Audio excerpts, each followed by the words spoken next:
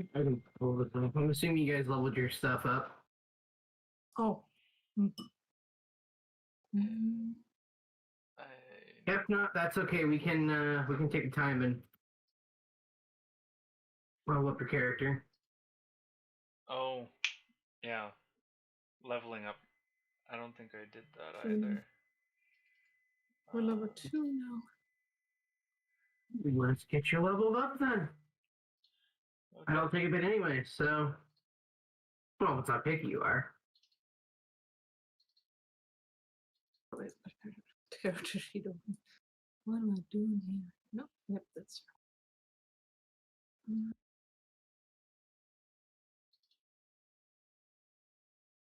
Okay. Alright, that was what I was gonna.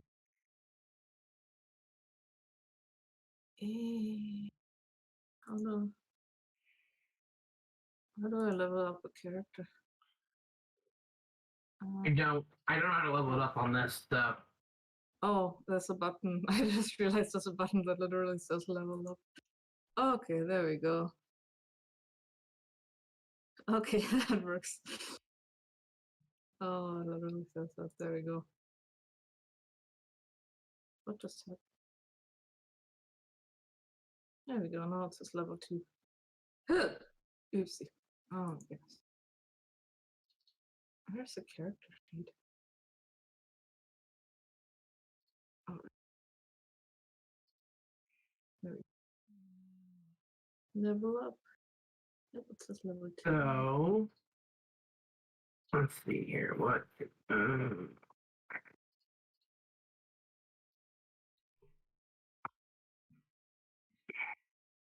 Okay, so that. So I need you, there, Kitty, to roll 1d8 and then add the number you get to your Constitution modifier. Oh, okay. Oh, that's the wrong button. Okay, the rolls are 1d. Which one? 20? D8. Oh, d8. Okay.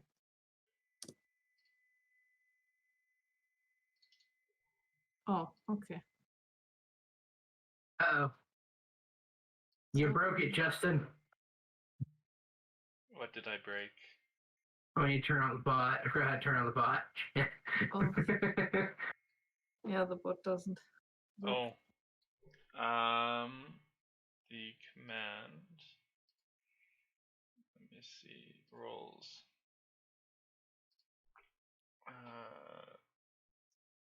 You're using that. I think I might have set our.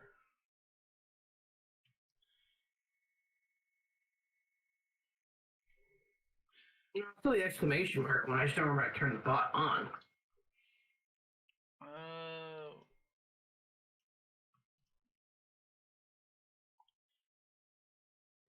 I'm not ready. Please wait a few seconds. So that means that something is not. Let's restart it.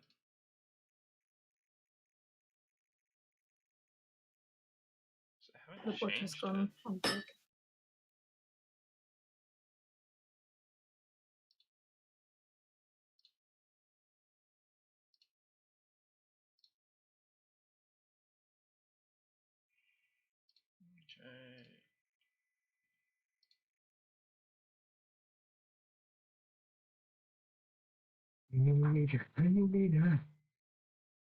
70.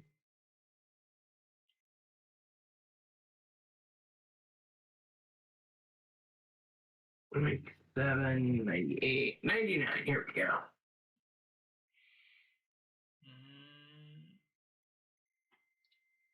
Let's.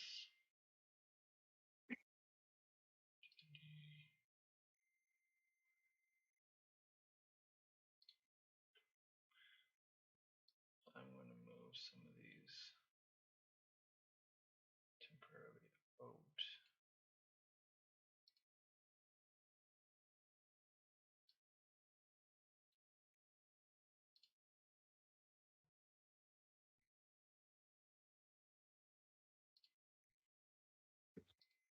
I think driving. Yeah. There we go. Now it should work. Okay, let's just Oh, Five. there we go. Okay, 3. so 3 plus your Constitution modifier. Okay. Oof. Oh goodness. So +3, so it's +7. Wait, how do I change it in the character sheet? So you have 7, and you're gonna add that 7 to your base HP per. Wait, to my base HP? Yes. So whatever your HP is now, add the 7 to it. Okay. Oh, it's 7. I only get a 1d6 for my That's 31. health. Okay. Hey, don't be a little bitch about it. Because if we were playing 3.5, you'd only get D4. Well, Don't complain. I rolled a 6, so I won't complain. Yeah, so you add that with your modifier. Ah, perfect. Oh, that's so nice. Wait. Yeah, that with your Constitution modifier. Wait, you're adding the Constitution modifier on top of that? Yes. Oh, so both of those. Yeah, so you add the 6. So the 6 plus your Constitution modifier is the number you get, and you add that to the main base pool you have. So if you have 15, whatever your modifier is, I think yours is like 3. So, okay, my maximum. So you get plus 2 to your Constitution, so that's 6, 7, 8. So that's 8 plus whatever your HP pool is.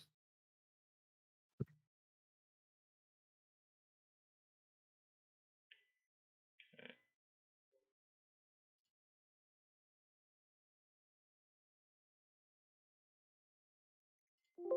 That's +7 Constitution and 31 HP. Wow.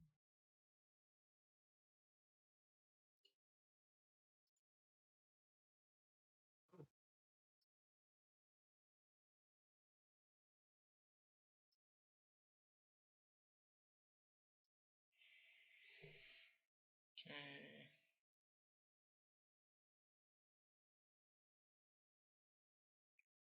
This one here. Oh boy, that's confusing as hell. So I had 19 before for my maximum HP, then I rolled Right. 6, so that is 25 plus the Constitution modifier, Yep, so you add your Constitution modifier, which is 30. which I think yours is 2. So that puts you at. No, mine is it? Oh, no, Oh, mine shit, I looked is at the wrong one. 3. Okay, not including the proficiency. Yeah, you're not adding the proficiency. Okay.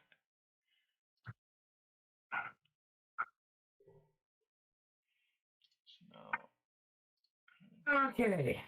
So as a level 2 sorcerer, you gain 1 more first level spell. And you get Font of Magic.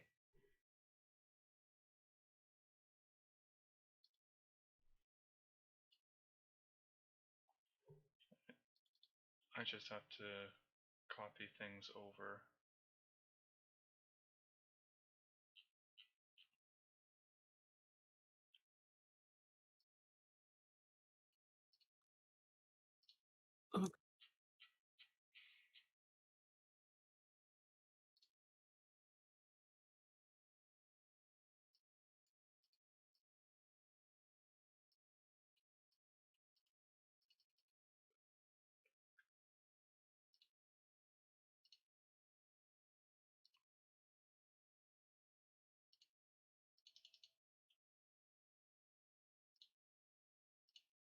Ooh.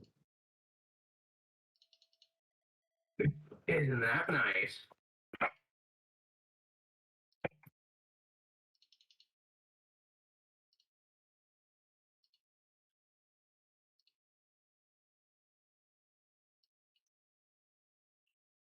Okay. Like one of them.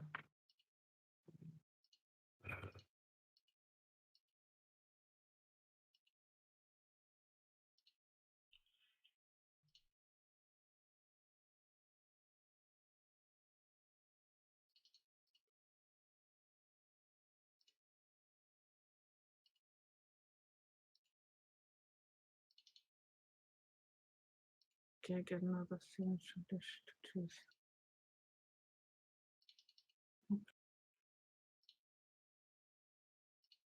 Oh. Okay, so second level. Yeah, one more signature. That's pretty much all.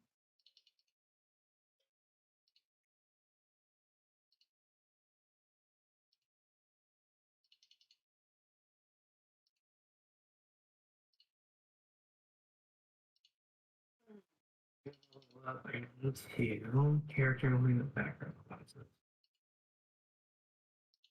Yeah, it's got basics. Great. Oh, okay. Oh boy, okay. Um, Chef 5.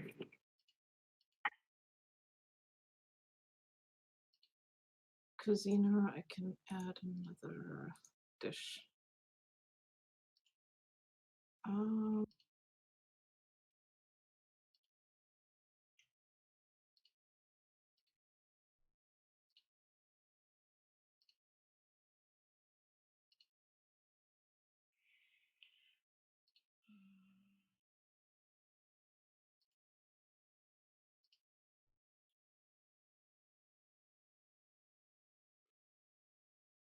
um, And character level starting level 2.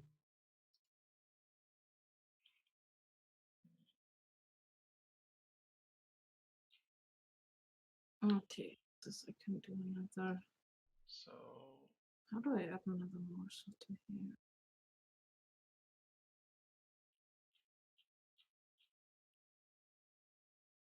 Can you figure out how to level up in this? Yeah. I just need So- to figure out how to add another dish because apparently I can do that. okay. As- Oh, I gain the option for a first or second level spell, right? No. For you, you should get you get one more first level spell, and then you get 2 sorcery points. You get Font of Magic.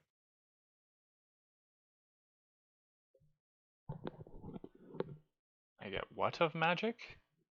So it's called Font of Magic. So at second level, you tap the deep pulse ring. So basically, you get sorcery points, and each sorcery point lets you expand a spell casting slot. Okay. So it's like you can transform unexpended sorcery points into 1 spell slot as a bonus action on your turn. The creating spell slots show at the cost of creating a spell slot of any given level. You can create spell slots no higher in level than 5th. Okay, so this lets you use points to expend a certain level slot. So your level 1, if you get a first level spell slot, that means you get to cast another first level spell.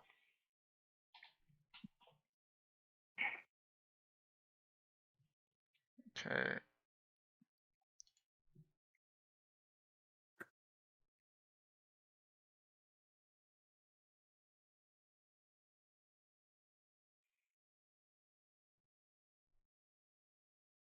And for If you do choose to do that, since I am one of those people that feels like doing it the way I want, we're gonna bring in wild magic. If you're okay with that.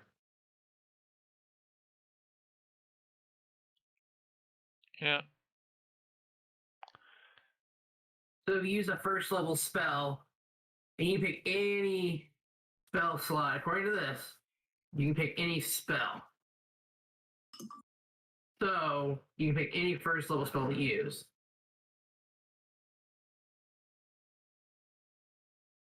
However, I will have you roll a percentage check.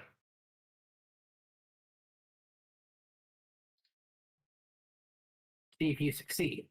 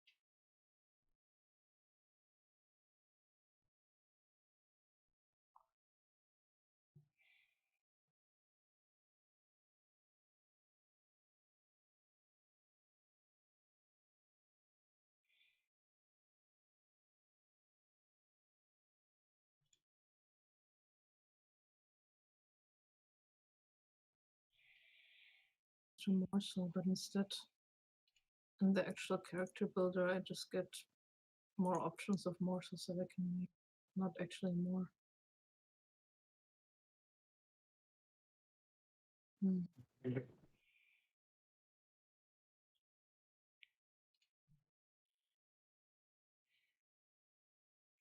It's the part that really I don't know, pisses me off about a lot of stuff in this, that you can't ever find the direct original source Oh, yeah. to this.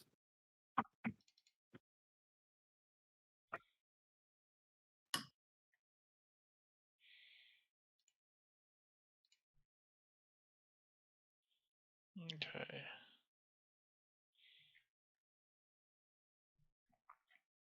Yeah. All I need is I just need a direct freaking answer to this. And none of this stupid homebrew crap.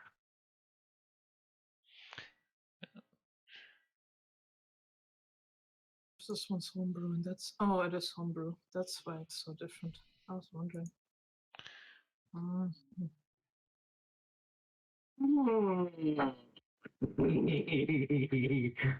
Okay. This will be fun. So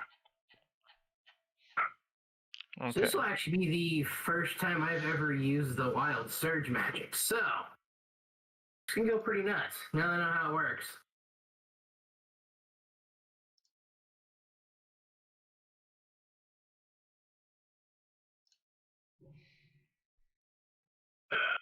Let's go back to here. So I'm gonna leave that up because now I know that there. Why did I go past that? I want to go back to torture. Come on, you know.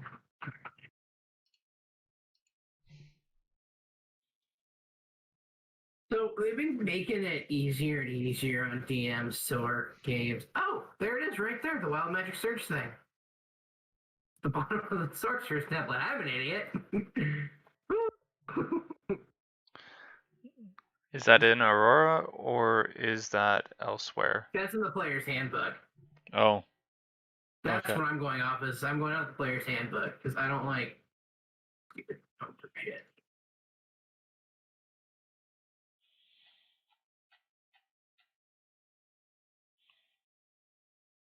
Okay.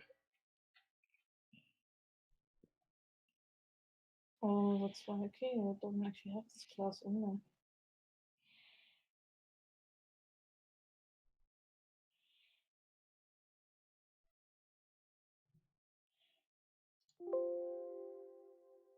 Class doesn't exist according to the player's handbook. Why is it in our? Let's take a roll a D100. I'm just curious.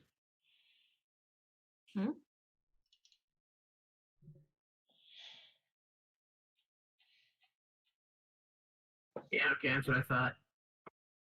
Because they're specialty D100 dice. I have them on my phone, so I'll just use that instead of breaking out a D100 and a D10 to combine them together. Okay.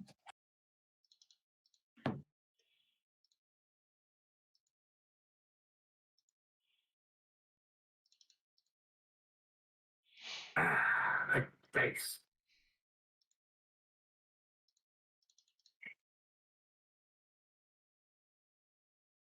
D100.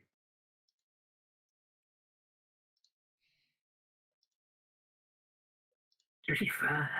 Yeah. I guess just 7. Ouch. This is going to be entertaining. I already have a feeling.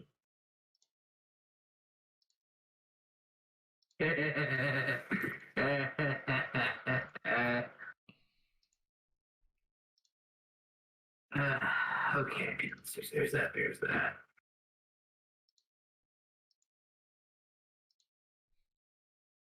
No, I don't save that character.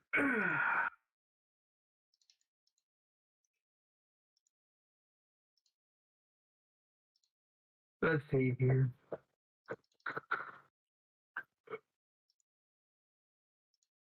Okay, I think we got everybody leveled up, right? I think Mhm. I'm properly leveled up, yeah.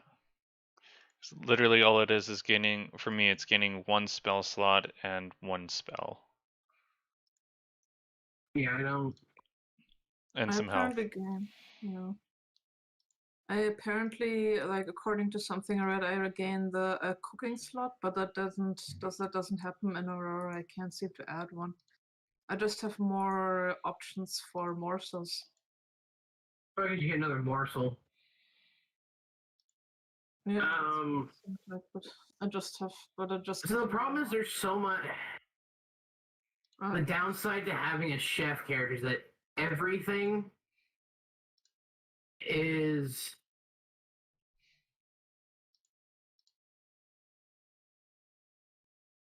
homebrew. well, that's why. So it's up to whatever they want you to do. Oh, okay. I was wondering. I'm starting to regret choosing this one. I was wondering because I could only find. And if you want to, I'll let you switch up your class. So it can be Maybe. easier. I'll let you do it. Okay. I'm not going to make you keep a class if you're enjoying it, but it's too difficult for you. I'll let you switch to something else. Is that okay? Because Yeah, that's perfectly okay to me. I'm so confused. I don't know how to do this thing. Yeah, so the cook and that kind of stuff. The problem is that now you can't find the hard book to it anymore. It's all you're gonna find is homebrew stuff. Yeah. And unless I'm making it up myself, I don't trust other homebrews.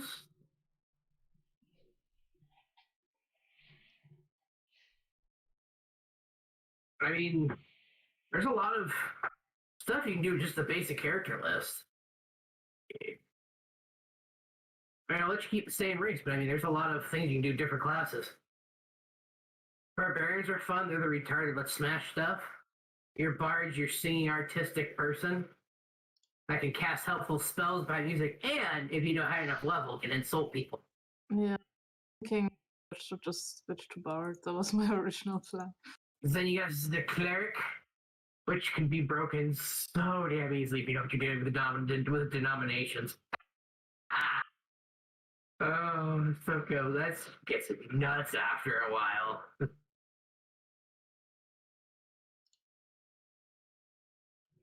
Yeah, you can switch to your bard. I'll let you switch to your bard. It's pretty much close to the same thing. Okay, yeah, I figured that might be the closest. And I know how bards work, so I can actually work with this.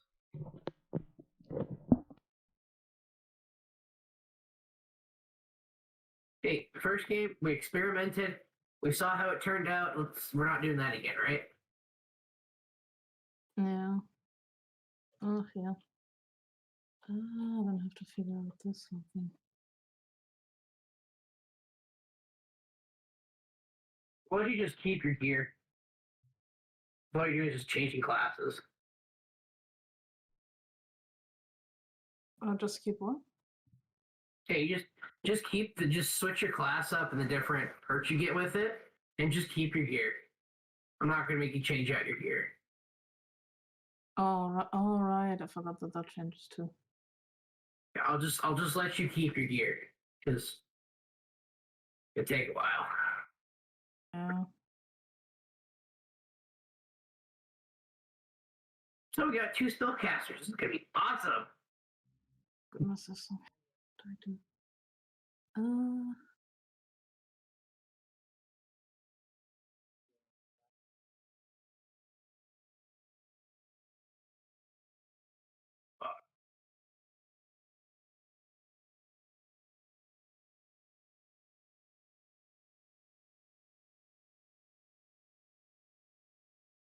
Okay.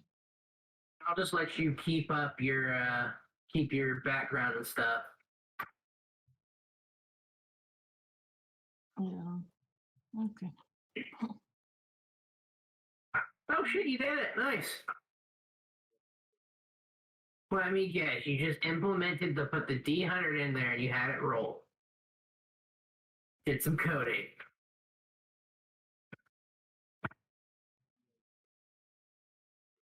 This way, I figured we can do less math.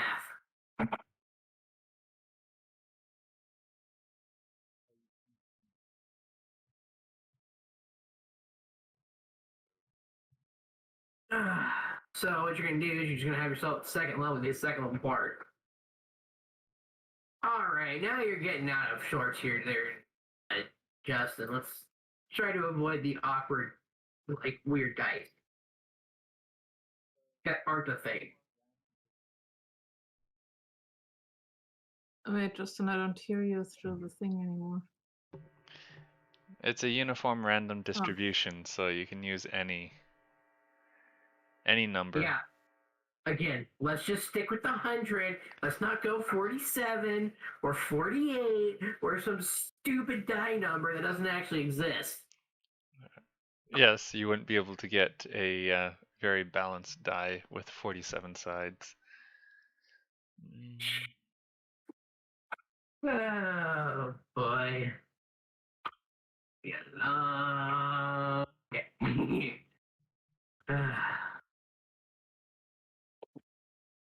Galin. You taking off or? No, just going down on the picture I speak. Oh, when are you taking off? Whenever down here. Yeah. What, a small bird? Oh, is that showing in the... Yeah, see?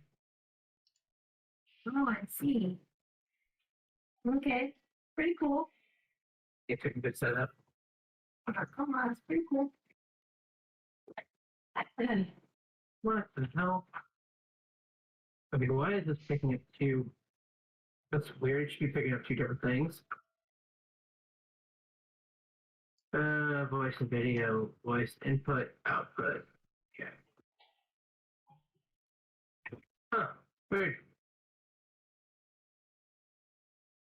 Oh, that's why.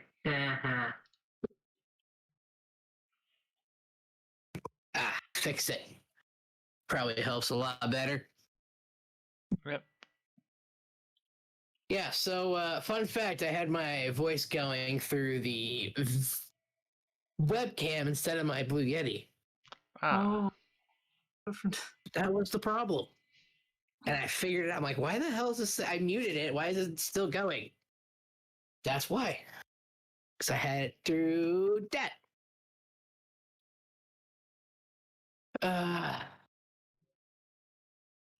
Or it can be so much fun too, because you can just do anything.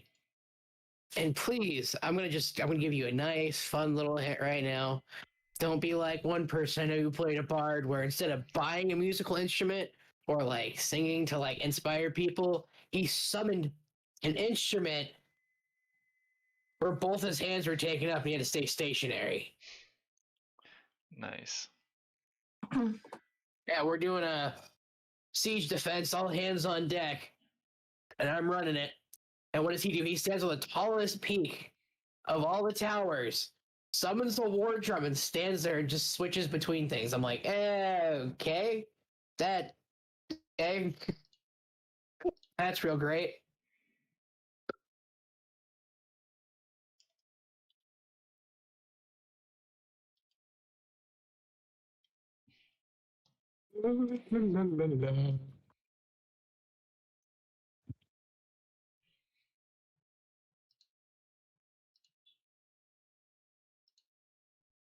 Ew.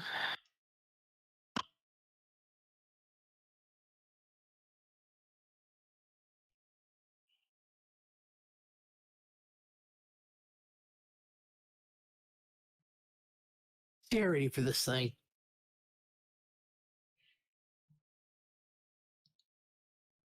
Oh wait, I have to go to the next one too. Oh, okay, that's fine. Ooh. Well, let's not do you. Or you, or you. Yeah, we'll do this. They should be in range. I can roll a D100 and a D10. You don't have to keep fiddle farting with this. No, I was Oh, I get an extra. Oh, trying okay, to get because it I'll have so to- that I need to. I'm trying to get it so that it's actually working without. It'll automatically assume that if you do not have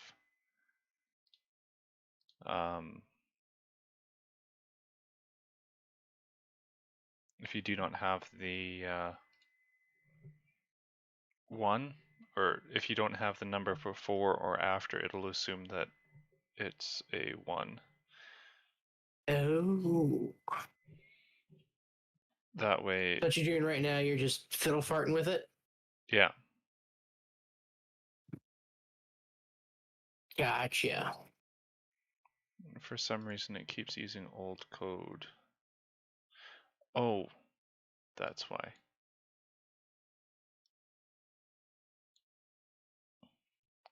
I need to actually. Ooh.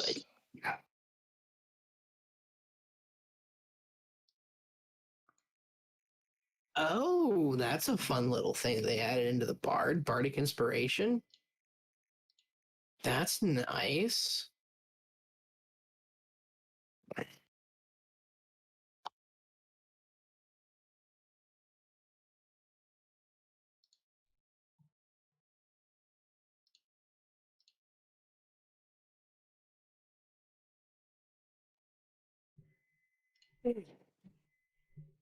Whenever we're gonna go, just let me know. There we go. Let's see here. So a 76. Let's see what a 76 would do. Because I'm curious. Let's see here. A 76. You glow with bright light in a 30-foot radius. What the hell? What did you just do? So now, if you do not put the size of the dice, it automatically assumes that the die is of a size D1. Hey. That way, Nice. this way, I don't have to deal with warning errors or warning messages or error messages on the terminal. It deals with Makes that. sense. Makes sense. Anyways, so let's see here. So you got a 76. You glow with bright light in a 30-foot radius for the next minute. Any creature that ends its turn within 5 feet of you is blinded until the end of its next turn. Oh boy, there's some fun stuff on here we can do. Apparently, there are no level 2 spells for bards. Bards don't get level 2 spells till 3rd level, I think. Oh, okay, that's good. Okay, you get 1st level at 2nd.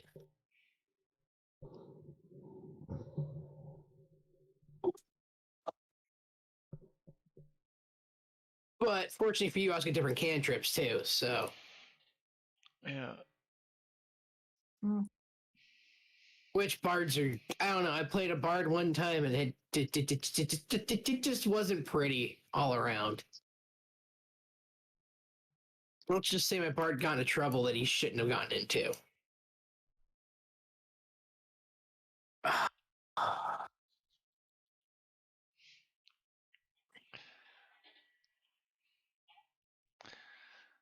Oh, neat. Okay. So a recap from the last session, which is what, 2 weeks ago now. We were at camp, What? right? We were at camp there, and after we weren't attacked at night, so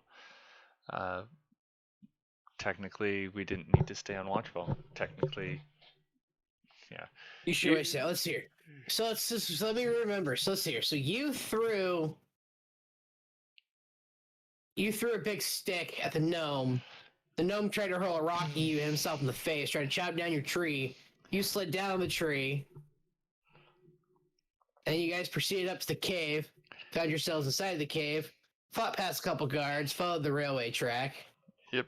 got into a bigger hall, suffocated this poor goblin, fought off more goblins, took a left, found a bunch of enslaved prisoners and moonstone and diamond mine, No, and then a spell of crystallization. we took a right first, and then we went up to the door. We heard voices on the other side of the door, so we Oh rigged yeah, you it. set the booby traps up, yeah. And then we went back, and someone had set a trap in the central minecart that we took notice of, and Oh, That was stupid. I was all excited too. Galen ended up pulling. I had to force you guys into it. That was dumb. Yeah, he ended up pulling it out without getting harmed. And then he got serious. Then he touched the magic glowing piece of paper. Oh yeah, there was that shocked too. Repeatedly. Yeah. You guys found your way down the left corridor.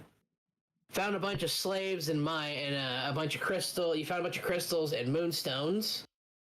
You found a shopping list and incantation spell called the Crystallization Spell. Fought past the goblin to human and then almost died to a hobgoblin. Sound about right? Yep. Cool. That's all I needed to know.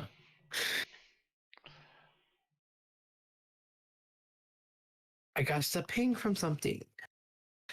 All right. Oh yeah, Finn took my copper coin. He did take your copper coin. You guys booby trapped the doorway. I do remember that. Yeah. And then we set up camp in the place that we just yeah. Taking your long rest. Yeah. I think with that, also given that we wouldn't want to be revealing too much of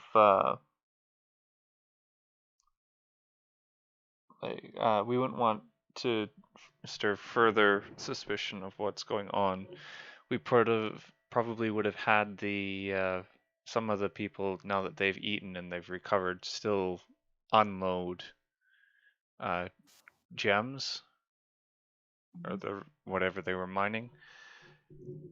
Possibly Okay. offloading some of those carts so that they're not on their way back, just to lighten the workload a little bit. I mean, Okay.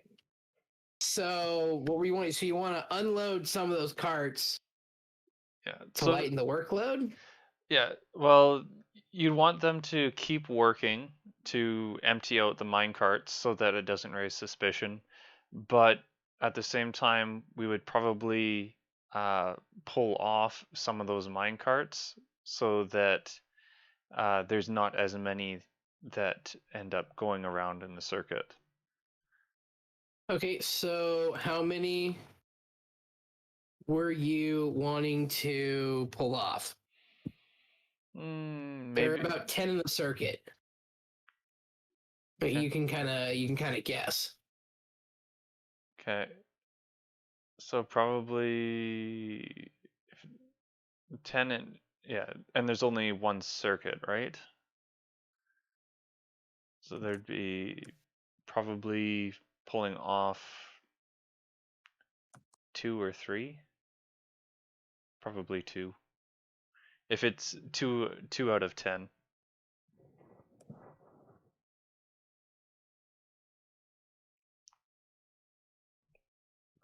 2 out of 10? Okay. Mind you, I already did that with 1 just to get a small place for me to rest. So that would be just one more.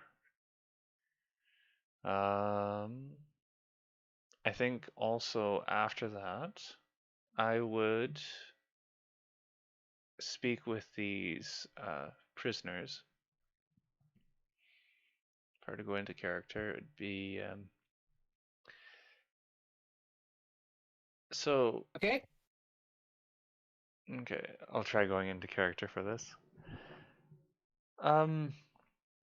So it seems that these goblins have been treating you rather poorly down here. Would you be? Would any of you be interested in carrying out a little more sabotage? The dwarf kind of goes like what? Well, there's another lane down the from the entrance. There's another tunnel to the right, or straight across from this one. Yeah, the barracks. Yeah, I don't go there. None of us go there. It's unsafe. Not safe? Not safe. Not safe. He's kind of like crunched up, still looking around, making sure that no one's like actually watching him. Do you happen to have any other information about what might be inside that barracks, given that it's not safe? I don't know. Nobody asks questions. We just do what you're told, or we're either thrown into the pit, or we're executed on the spot. Pit. There's a pit here. Yeah. This is they call it the pit of suffering. I don't know what it is. All I know is people go in there, they don't come back. Doesn't sound good. Okay. Well, even if you're not willing to help us with that, the other thing too, it seems that they're collecting all of this ore and all these gems for some purpose. It truly would be a shame if they were to somehow just, up and walk away. How would you get them to walk away? I mean, there's patrols every like 10 minutes. How are you supposed to get them out? Well, I mean, people have pockets. I mean, you guys, I'm pretty sure as soon as we go underway, We have no might. pockets. Is it possible to fashion something? Just to prove. They want to go absolutely. You can tell they want to go nowhere near those mine carts. I think we're getting anywhere.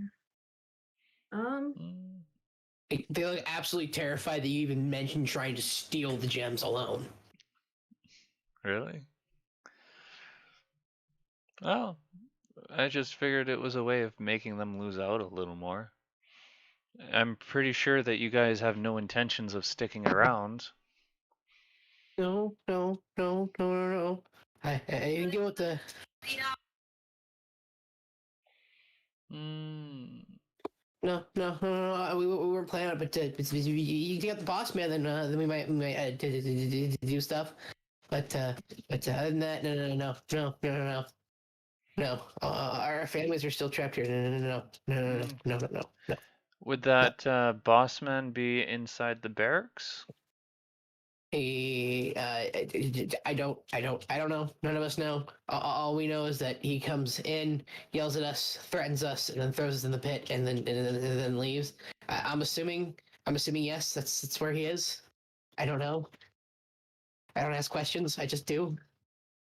I worked hard to get this position, so I didn't have to be in the mining pit.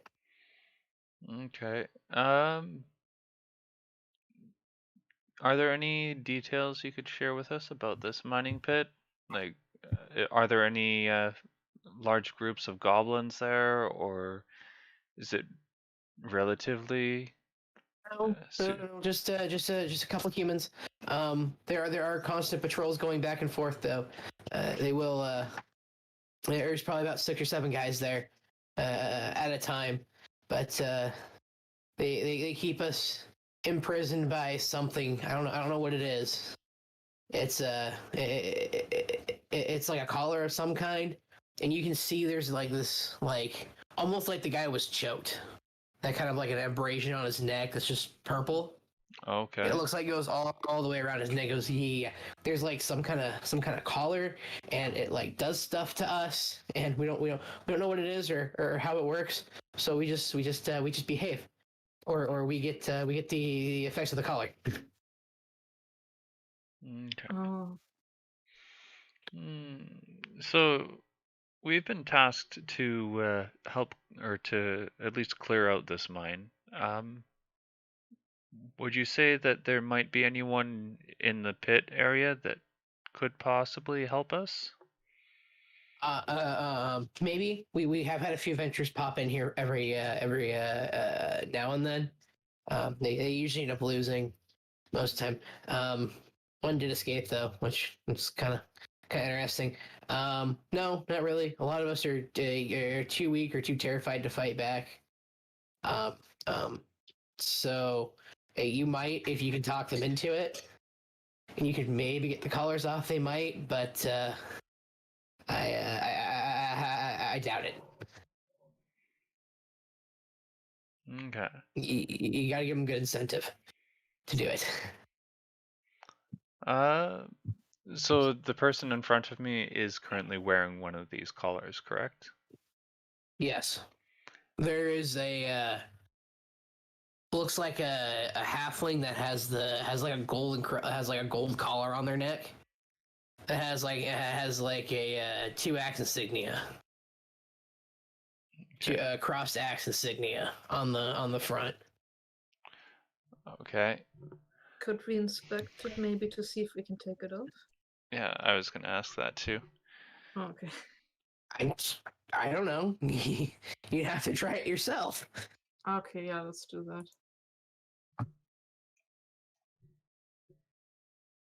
Let me see if we can figure out how to get these off first. That would probably help. Let's see. What would we roll for that? 1d20?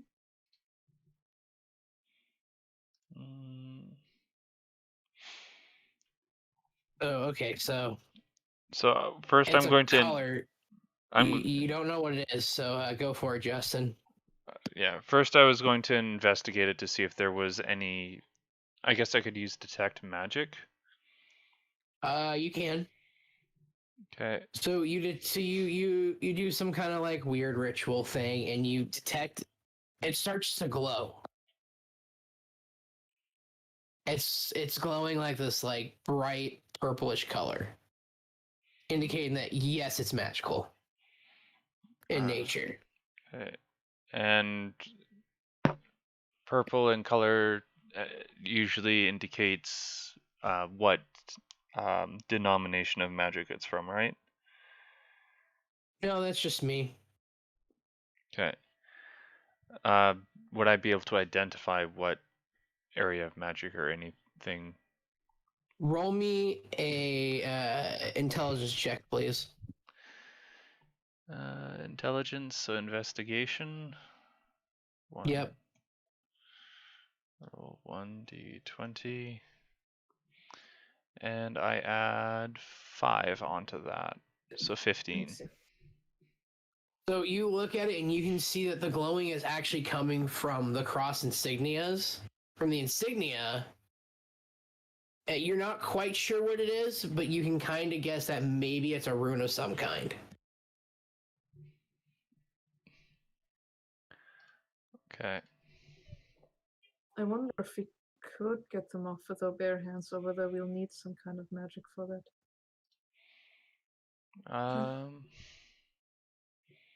Is there a sort, or would I have to do another investigation to see if there's any, to at least identify how it could potentially be released? Yeah, you can do that. You can do an investigation check. Okay, should we both do it so we have a better chance? You both can. Since you're a bard, you have knowledge of magic. Well, that's true. You know what? Yeah, I'll do one too. Oh, great. So another one, not 20. Okay. There we go. So you notice that there's a key. So you kind of see your friend looking around, The Verdant can't quite figure out, make heads or tails. All she knows is a collar with a glowy little symbol. You see what looks to be like a keyhole, but it doesn't look like any key. It looks like a specially made key. Okay. And it doesn't look like it would be something that you could force too easily. To your knowledge, for how much you know in the art of breaking into stuff, you could force it, but the probability is pretty low. Mm. I Okay. wonder if there's a way that it could backfire if we tried. I just don't want to accidentally hurt anyone.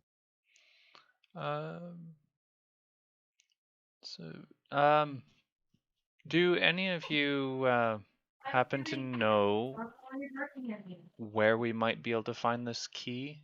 Would it be on would it be on the boss that you've mentioned before?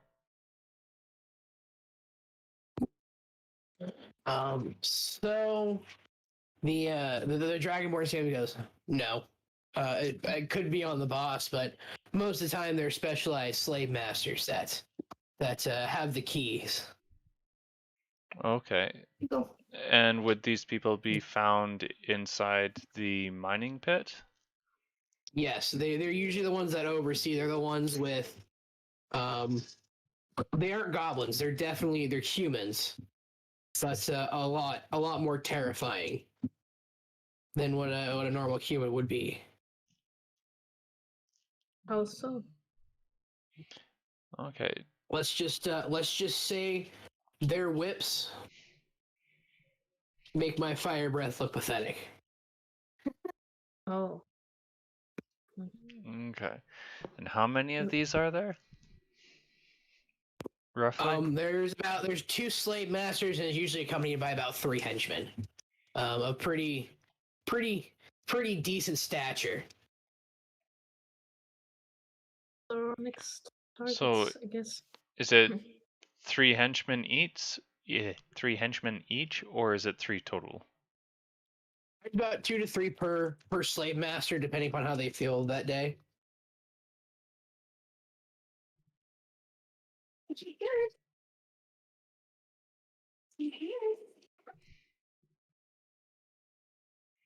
See if we can find the slave masters. And we can finally free these people. The only problem with that too is that that's potentially 8 people?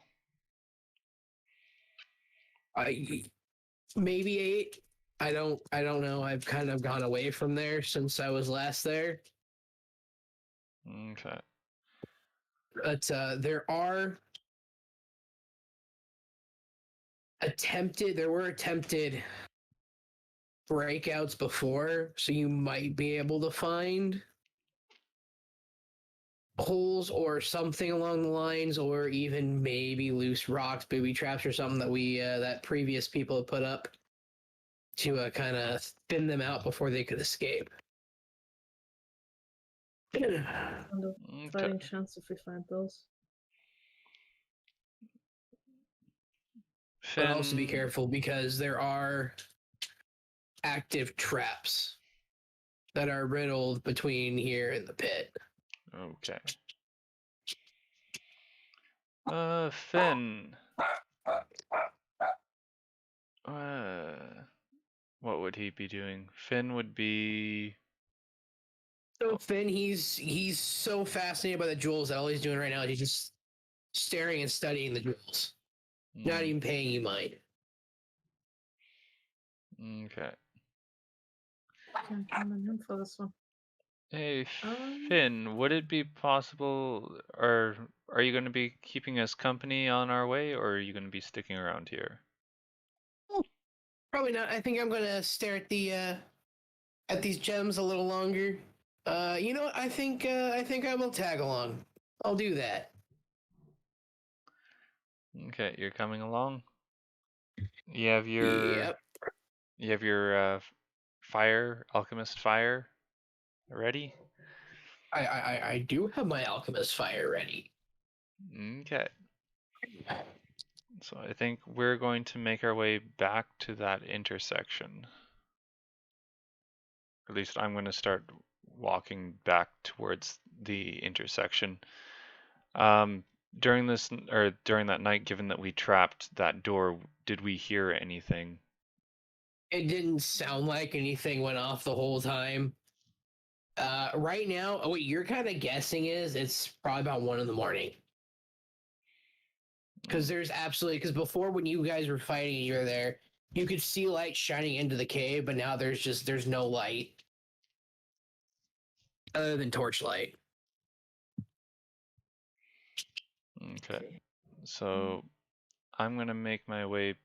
Well, I guess I'll have a morsel first, and then I'll make my way back into the.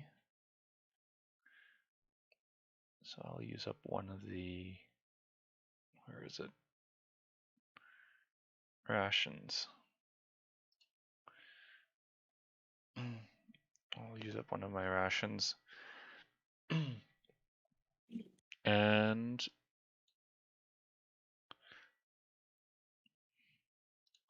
yeah, I'll make my way back to the intersection while paying attention to the carts and the what's ahead of me to make sure there's no traps. Okay, and yeah, I'm gonna. You find no traps. You're now back at the intersection. And you can see the trap is still set at the door. Nobody's come out yet. But you also notice there's not a whole lot of light coming from that room anymore. Oh. From the one that would be directly across from us. Yeah, so at this rate, you can literally hear a pin drop. Is how quiet it is, except for further down where to your left, you definitely hear the sound of mining picks and things like that. Okay. Mm. Well, I'm going to go across back to the door that we trapped. And I'm going to listen to see if I can hear anything. Since there's no light, I'm wondering if maybe they left through a different entrance. Oh. Okay, roll me a perception check. Plus perception is +2, 15. You hear absolutely no noise. You hear a couple snoring, but there's no noise. Cheese on it. Okay. Mm. I am going to cast, or rather, is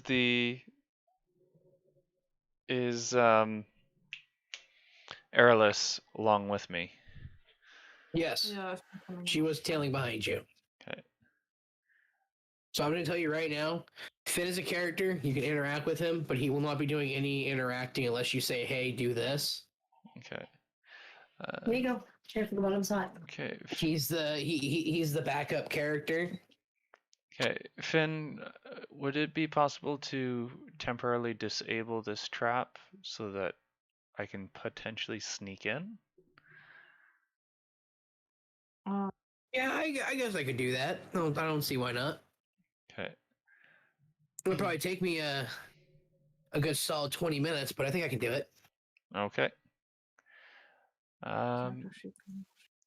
Arelis, do you mind keeping watch again over our backs here, so towards the intersection? All right, I'll do that. So I go and keep watch.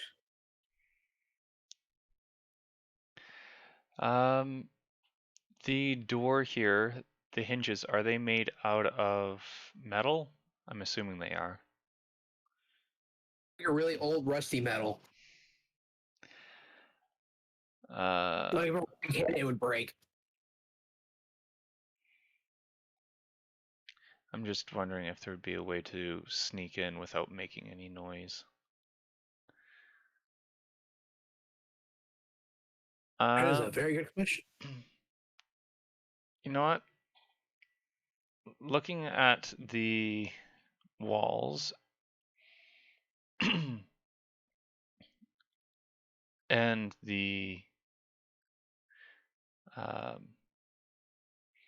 actually the ground has a little bit of loose soil, right? Yes. Once you get past the rock, it's just loose soil. Okay. And these hinges are more or less rusty, right? Pretty much falling apart at this point. Okay. I'm going to take a lump of soil and I'm going to go towards these hinges and I'm going to see if I can use mold earth to try and silently break these hinges so that I can, or at least open them so that I can open the door silently. Okay, roll me a stealth check, please.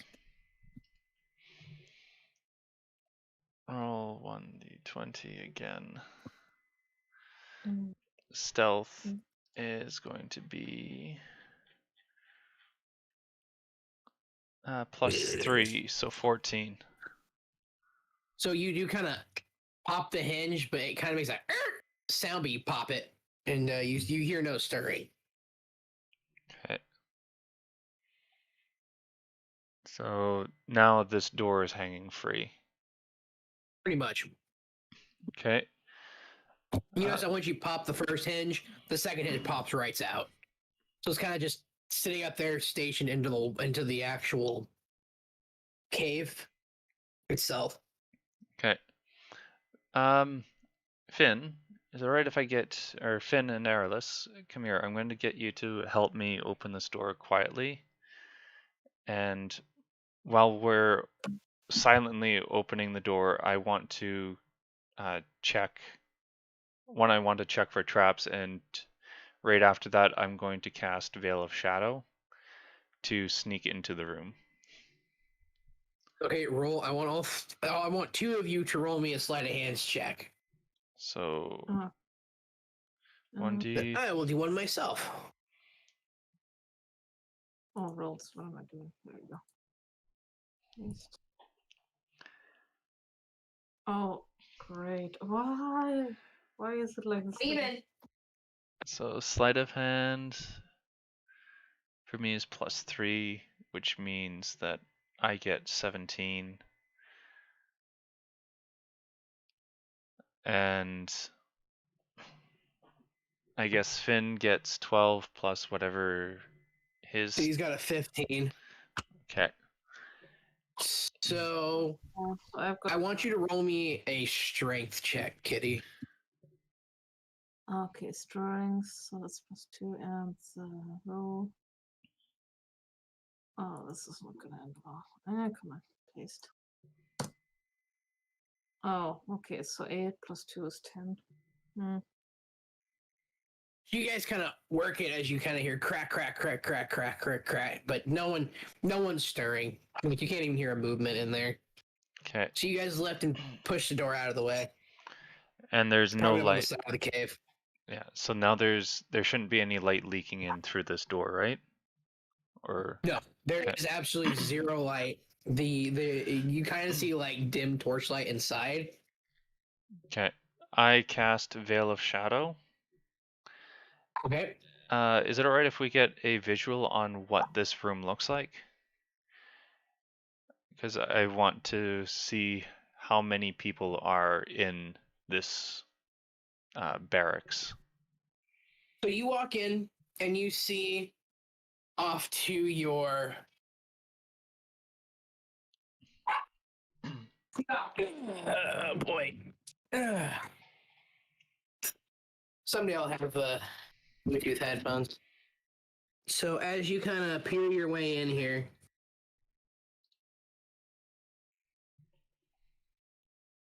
you see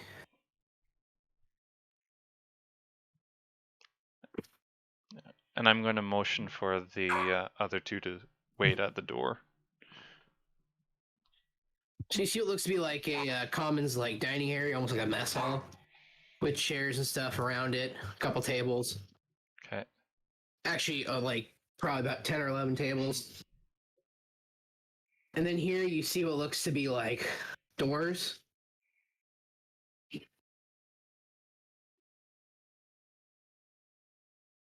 That enter into, you don't know what, all you see is doors.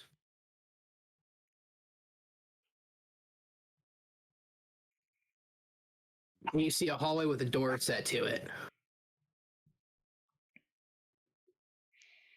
Okay.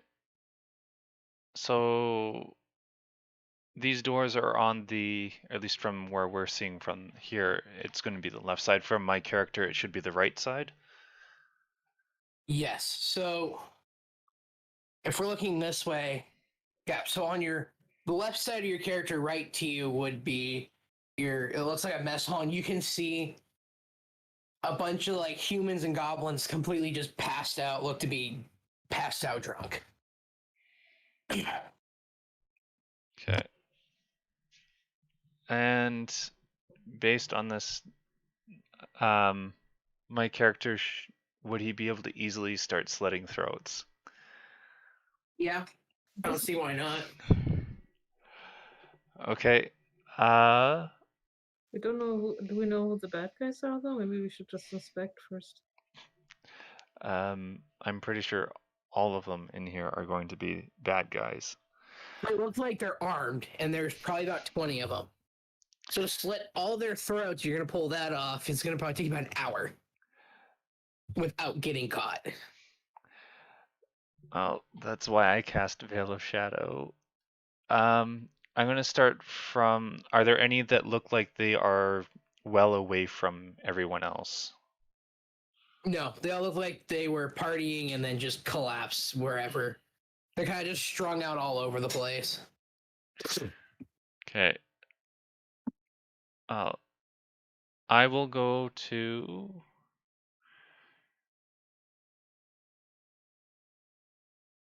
Yeah, I'll probably end up... You know what?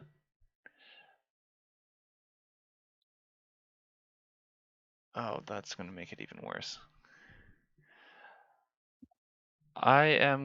Is there anything here that looks like it would be their source of water? Or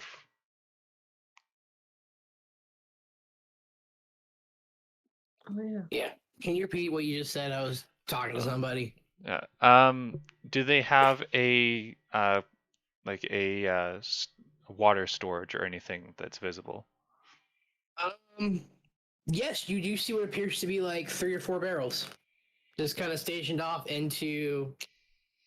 There's a big, huge barrel here, a bigger barrel here, and then another big barrel about here. I'll put X's there for you so they make.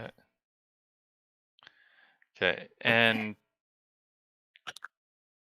I don't know, is it possible to roughly mark out where these people are strewn about? Can I get to these water barrels easily? So, I will do my best. So these 2 are passed out on the table. So the squares are where they're passed out at. Okay. That helps you guys out a bit better. Okay.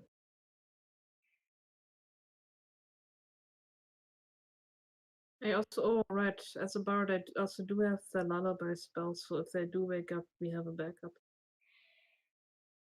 I don't know what spells you picked up, so I could not tell you. Right. How do I share this? So it's kind of your best guesstimate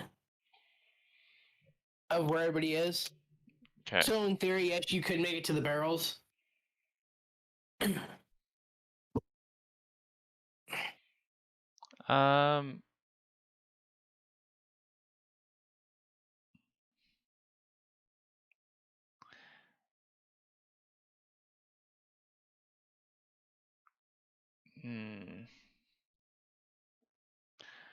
I slit throats or do I just pour that laxative into their... I forgot you had that. Thinking about the laxative too. Poor bastards. Let's just do the laxative. That's at least in case you made a mistake. I don't know. Okay. I am going to. Yeah, I think I'm going to. Okay. Yeah. I'm going to pour. Okay, if they. Are there any of these people that are where it would be high risk if I were to try sneaking past them to try and get to the water? Because there's obviously a So lot all of. you know is you're assuming they're water. I'll tell you right now. There's only two of you. I'll tell you right now. They're barrels to you. You're assuming they're water barrels. They're Okay. just barrels. So I don't want to lead you down that deception. They're Yes. to you guys. They're water barrels, but they look like just barrels. You're assuming. With two of you, I'm gonna make sure you don't assume too much. Yeah, there could be other stuff undrinkable. So the barrel that's you can kind of guess it's safest to is this one Right there. right here. This one seems a little too dangerous. This one's too far away for you to know what type of barrel it is. Okay. Oh, there we go. Yeah, I'm going to put the. Yeah, I'm going to pour the laxative into that barrel. Okay. So you start to make your way over. Roll me a stealth check, please. Stealth check and. Yeah, with advantage. Yep.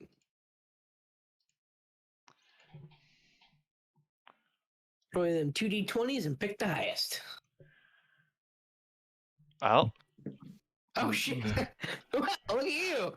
19 You plus got the, 3. You got the feet of whatever you want to call it. Yeah. There you You got the feet of a rabbit. You're just stepping over, walking past everybody, just sliding past the You're right at the barrel. You gotta open it up, and you see this barrel is actually full of what looks like to be a powdery. It looks like a candlestick to you. It's full of something that looks like a candlestick. Yep. go. Oh, wow. Okay. Okay.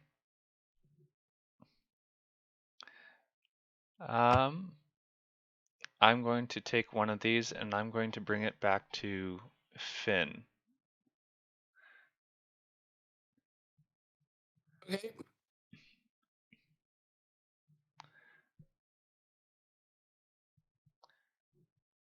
And Okay. So you march your way back, stepping over people the same way you came. You hand it over to Finn, and he takes it from you. He looks puzzled,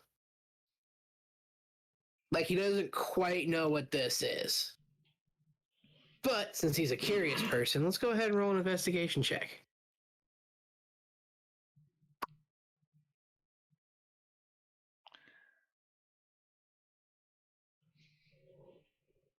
Let's do it this way. This will be a whole lot easier. So he investigates and he says, "Well, from where I come from, it's we call it a boomstick." how big is the boom with this stick? I don't know. I've never seen it. I've never seen it used before, but from the sound it makes a pretty big boom. Okay. Roughly how many did I see inside that barrel? You saw at least 20. They're maybe like 3 feet long. They're not that big.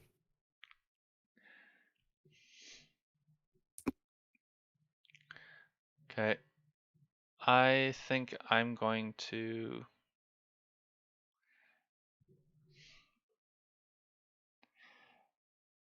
Yeah, I think I'm going to collect Yeah, I think I'm going to collect them. And I'm going to move on the...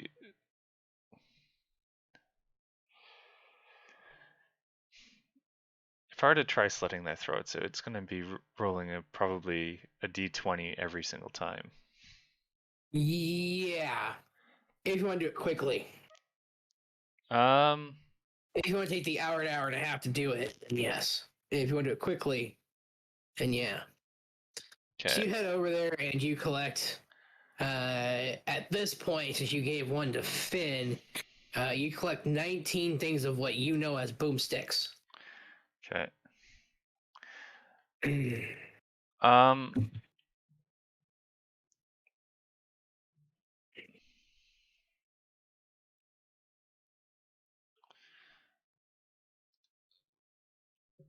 I am going to, because are there doors on the opposite side of the hall? Yes, there are 2 doors Okay, that are spaced in between a wall. okay. I'm going to see if I can hear anything from there. So which door are you going to? There's 2 different doors. I'll start with the closest one.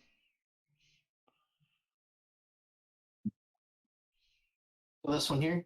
Sure. Just roll me a listen check, please. Sorry, perception check. Perception. 1d20. And that plus 2 is 11. To you, it sounds dead silent. Okay. And how about the next one? Probably another. Yep. Roll me another perception check, please. 11. So you don't hear anything. And the hall that I'm closest to, or that goes further along, do I see anything? If I go to look down there, do I see anything from there? You go to look down and you just see what looks like a dark corridor. You can kind of see what maybe is possibly a door. Is kind of what you're guessing. Okay. Oh shit. I'm going to take advantage of my Veil of Shadow, and I think I'm going to start slitting a few throats. Okay. Actually, when would be a good time to have a break? If you want to take a break right now, you You'll can. take a break whenever. Yeah, I just I'm just going to be need a slitting little bit of throats. break, sorry. Okay, go ahead. Yeah, go for a break. He's just gonna be walking around slitting throats. So. Okay. So What is this? I'm going to get my dagger, and I'll probably start with the ones that are closest to me. Okay. So there's about 2 in front of you. Okay. So, I'm assuming I'm needing stealth, right? No, they're past that drunk. You can walk up behind them pretty easy. Okay. Well, for slitting their throats. Or is that sleight of hand? No, that would be a stealth check walking up to me. You're in a veil of shadows, so they're not gonna. Okay. They'd hear you. It will just say that you just are able to walk if you're in a veil of shadows. Okay. And it's like you have any bodies to trip over. So you definitely hit with that roll. okay. And do I roll for damage or do I? Yeah, I'll roll for some damage. That is.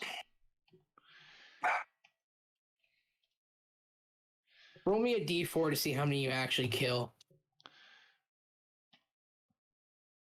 Oh, wow. Isn't the judge very nice to you? So you just walk up there and you just go to town and just you get 4 people's throats. So that's 4 out of what, 20? Yeah, 4 out of 20. Okay, then I'm going to sneak up to the next bunch. and I'll repeat the process. Okay.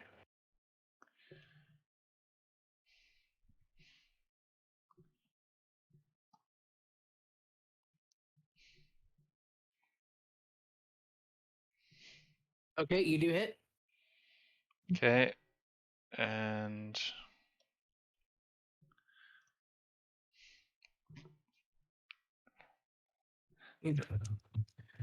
You kill one.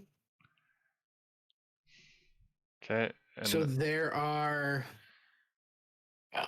It's good because these are only individual people, so there's just one there.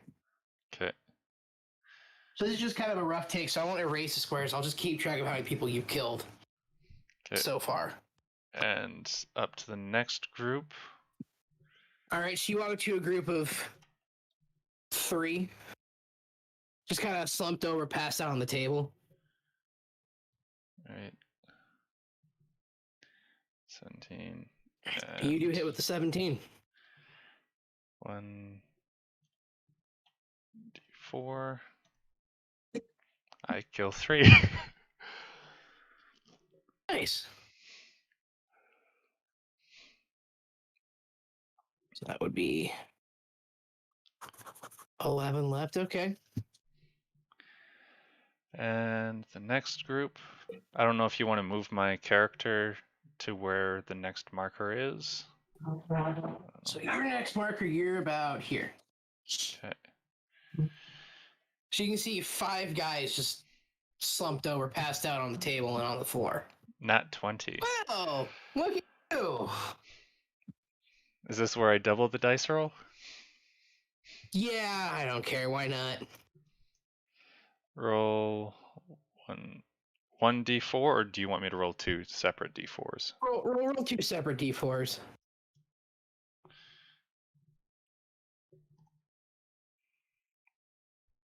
Two of them. Okay.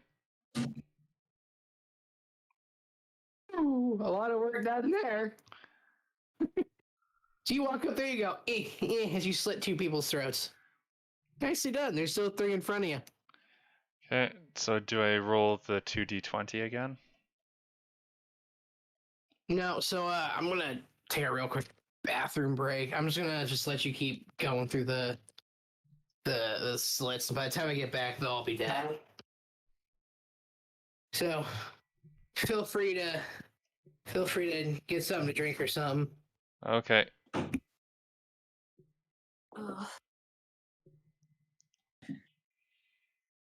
Okay.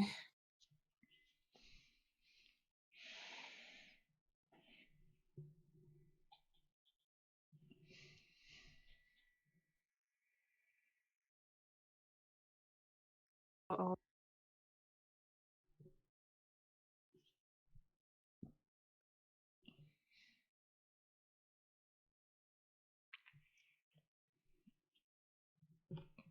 Temporary break. Hmm? He's going to get something to eat too. So he'll be back in a bit. So it's a temporary break. Oh man. I was suddenly in a lot of pain, so I had to do so. Oh yeah. Oh man.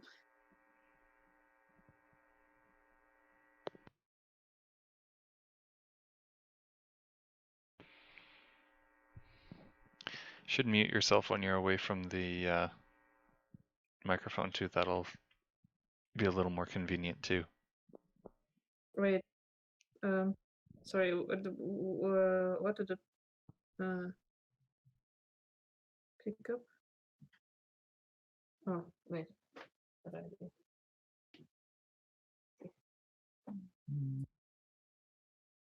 Oh, this one. Right?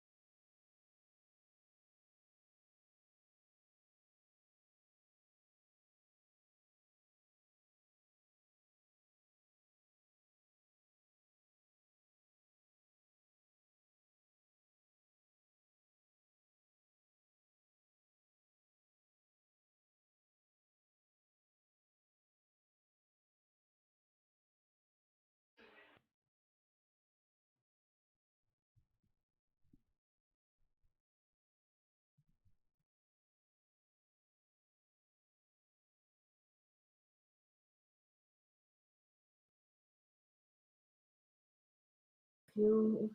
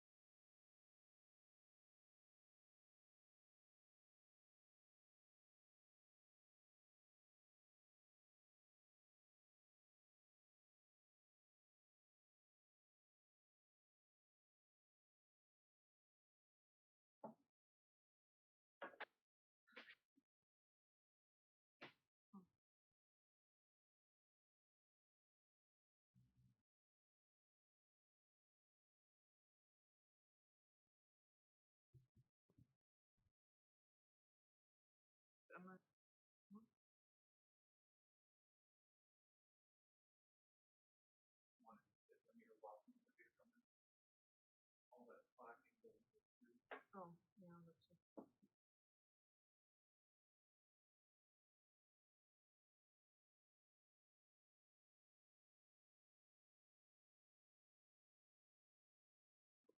Okay, I'm back. So, yeah. Right.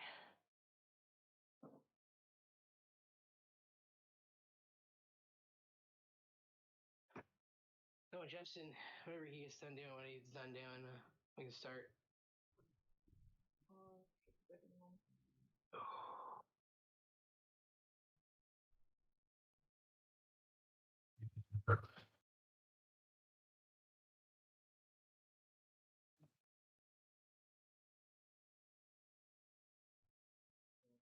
Yeah, see,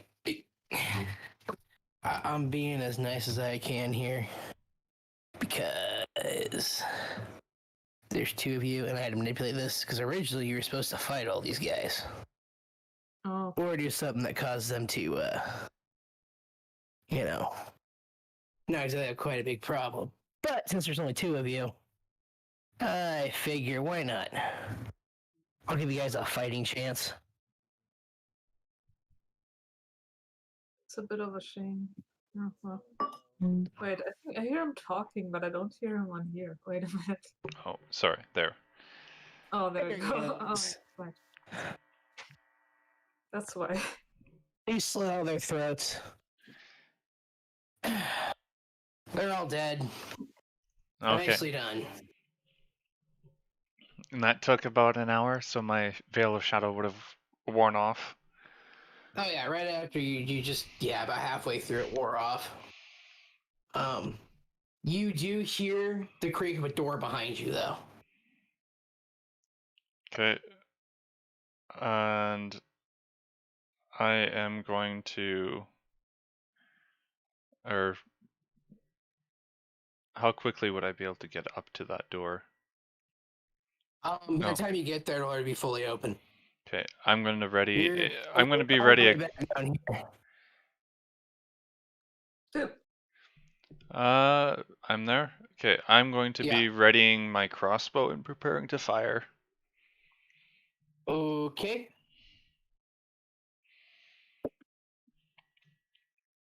So what is everybody else planning on doing? Am I seeing or hearing the door open?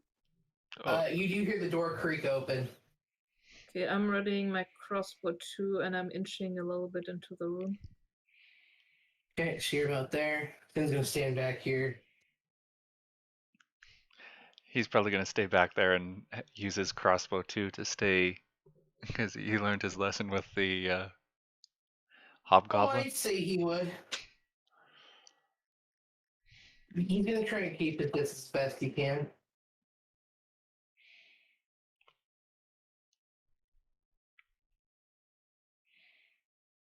Yeah, So as you guys kind of stare and get ready, you see it emerge 3 goblins, 2 goblins, a dog, and a looks to be like a human. Okay, I am going to shoot the... It looks like a human? Yeah, you're kind of guessing it looks like a human, Okay, but you're not quite sure because he's got like his face is all screwed up. We'll just put it that way. okay. You guys do get a bonus round for prize round. So roll for your initiatives. I'll just have Finn go last. Okay, I'm going to probably attack or shoot the human. No, I'll shoot one of the goblins. You don't even. Okay. And oh, see, wait. What do So I do? roll for initiative is going to be a d20, not Oh. 20. Well, Roll for the first strike. 13 plus 5, so 18.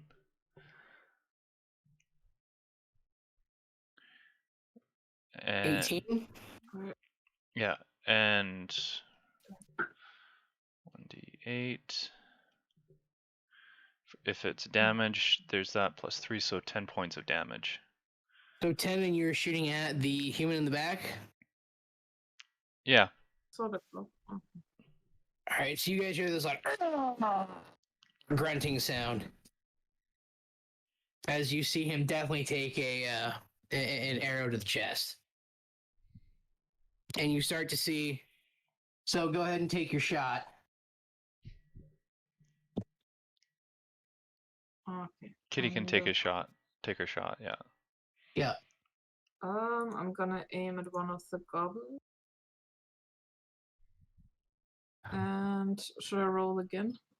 Which goblin are you aiming for? The one the one that's close to the dog, or the one that's far away from the dog? Let me just double check which one's closest. I'm gonna do the one that's close to the dog. Yeah, okay, yeah, I'll do that one. And so that was 1d20. Oh goodness. Rolls. There we go. 1d20. Oh goodness. Oh no, okay. And I was 1d8. Let's see, what am I doing? 4 plus, what was your attack modifier? 5? That'd be 9. Where was it on the... Oh, there it is. Okay, now I found it. Crossbow, the hand one is +5, yeah. 5. Ah, So you got Hand crossbow plus- is Oh, D6, isn't it? 4. oh, it's D6? Wait a minute, let me just double check. Hang on. I want to make sure you actually hit first. But yeah, I have a 4 for hitting, so. You do not hit the goblin. You fire and it just flies right over his head, piercing into the back wall. Okay. Let's go for Finn. Really bad rolls.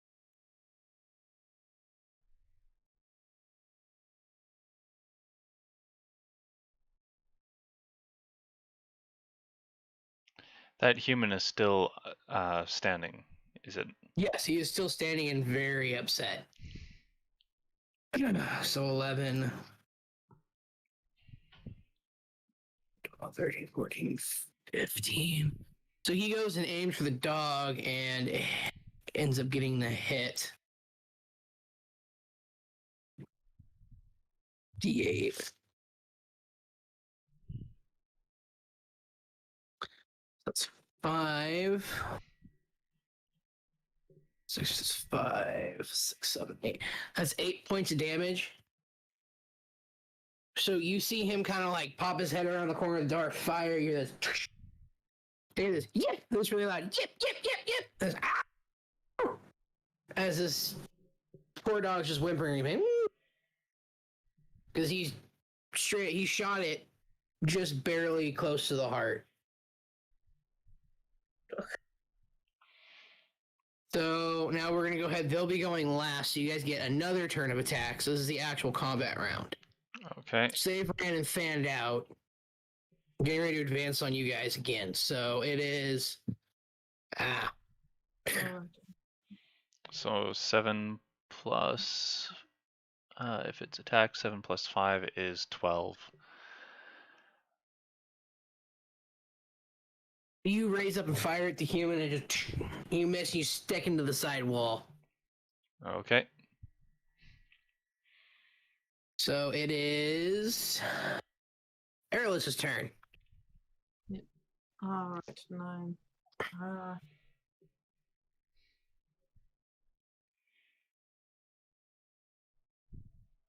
Got a 9. Should I even roll for the other thing then? 9 plus, Dexterity modifier. Alright. Oh, wait, that changes things. Right. Dexterity. It's plus 3, so that's gonna be. if you have 12? proficiency, it's a plus 2. So go based on the attack. It's a plus something versus Plus AC. 5. Oh, yeah, you're right. Okay, plus 5, yeah. So that would be Alright. 14. Okay, and then I will do the. Wait, was it 1d6? Let me just check now. It is 1d6, okay. So what did you get for your attack damage for your attack? So 9. Wonderful. And you're attacking one of the goblins, right? Yeah, and then The same goblin? yeah, I'll do the same one, and that's plus 5. So you go to raise up, you fire, and it just you can see it just bounce off his skin. Oh,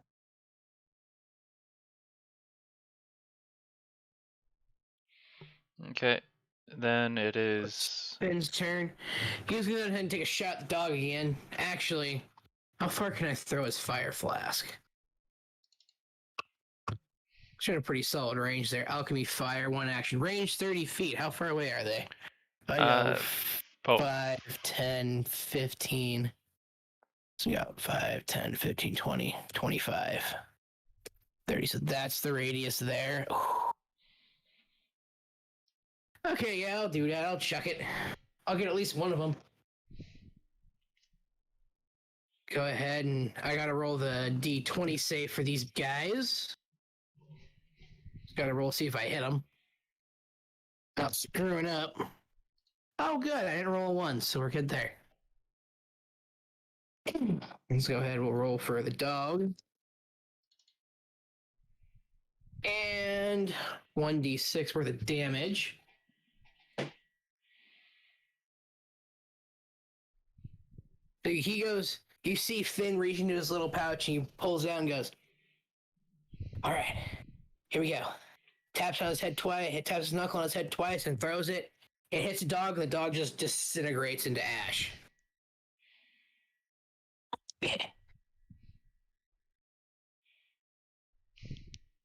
So it is now the human's turn.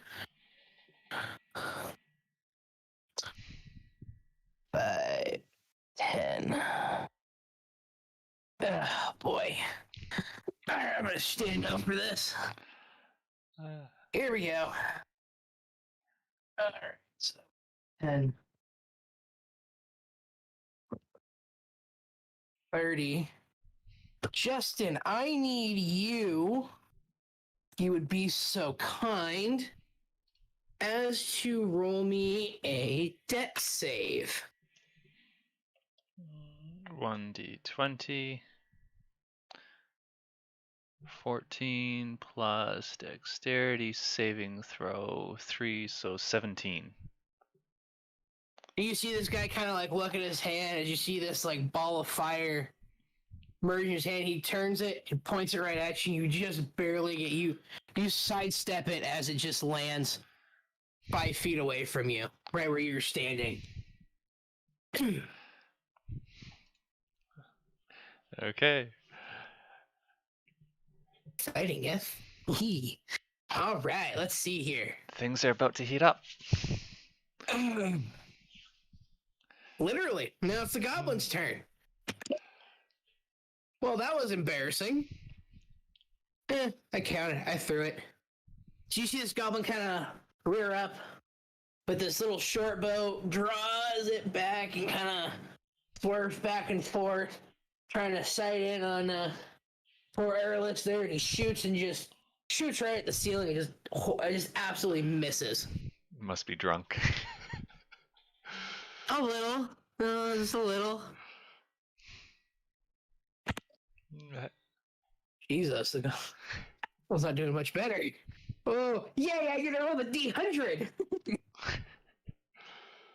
Let's see, where's that wild magic thingamajig? Oh, yes, that's right. Down here. Let's see what happens. What? Someone else is casting magic? I'm not at liberty to say. You'll have to find out. Okay. Ooh. Let's see here. What is that? What is 12? What is 12? Oh, yes. This is going to be fun. D10, right? Yeah. Let's see what happens here. Come on. Wait a minute. Hang on. Your hand number changes inches equal to the roll. If the roll is odd, you shrink. So you see as this goblin tries to like wave his magic staff, this little tiny like wooden walking stick like thing going, whoa, and tries to channel this like really tiny little bull thing. All of a sudden, this thing gets to about your height, so he's like 6'5" now. He went from like 3 feet to 6'5". That's As the you one see at the very spell, back? It goes, woo! Yeah, this one right here, the one at the very back goes, woo! As you see the spell backfires, he just grows. To about the size of the hobgoblin that you fought earlier. Finn's tucking in and go, no, that's not real. I don't like this. Okay, It's back to you. back to me. I am going It's to... just so great. Should have done this thing a long time ago. I'm going to fire at the human again. With a +5, that's 15. 15? You rear up, you're like, all right, I'll get you for that. Just kind of like strike your nose there and like throw your thumb across your lip going, I got this. And you raise up, you fire, and it just sticks right into the right into his leather armor, and you see absolutely no effect against him. Another And dust. he's looking down and like figuring out what just exactly happened.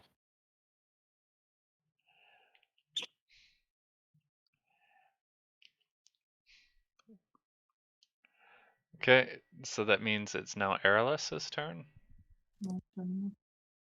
Oh, yeah. Mm, okay. Hey, you're just not catching a break, are you? Remember, you do have cantrips and stuff you can use. Oh, you know what? Yes, I do. Remember, you are a bard, so you still have cantrips and first level spells you can use. Oh, you know what? I will use the. This was useful. The lullaby one.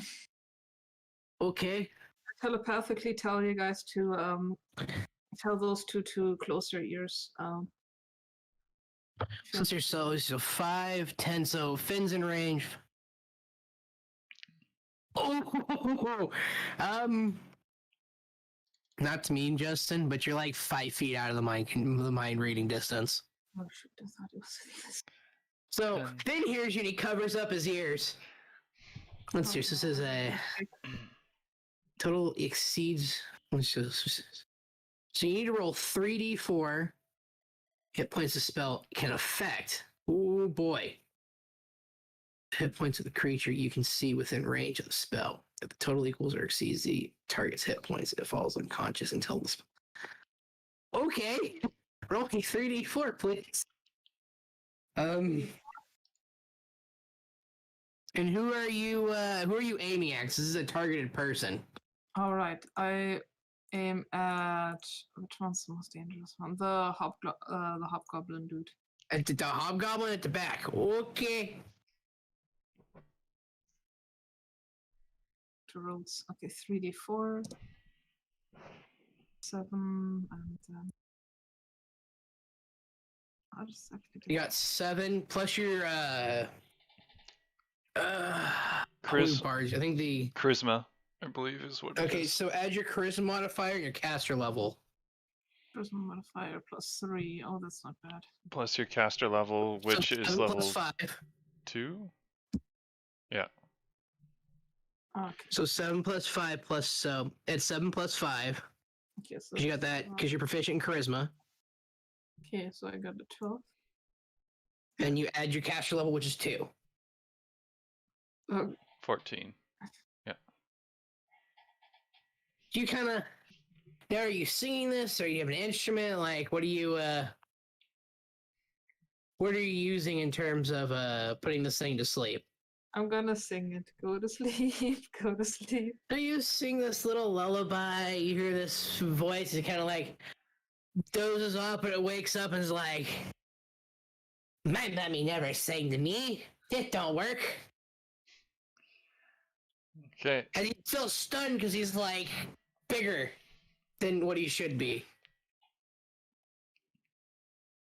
Oh, that Okay. didn't work too well. What kind of the fun shit Finn has? He really, really, really sucks at He's an awful magical potential character. Okay, let's see what I can do here. I'll fire a crossbow. It'll be a whole lot easier. Less thinking to do. Plus, the human's not in range of my alchemy throwing. I don't want to get too close.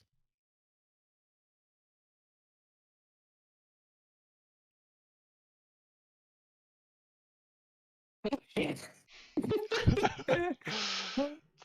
Do you see as he points his crossbow? He goes, maybe I can get him. I got you. He fires at the feet of the goblin.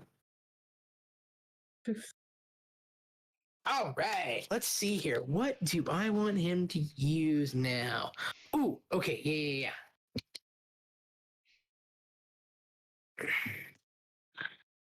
So I'm gonna. So, Justin, you take 2 points of damage as you see this hand go in a circle and you see this missile fly right at your face. Kaboosh! I take 2 points of damage. Yeah. So that is 2 points. Okay.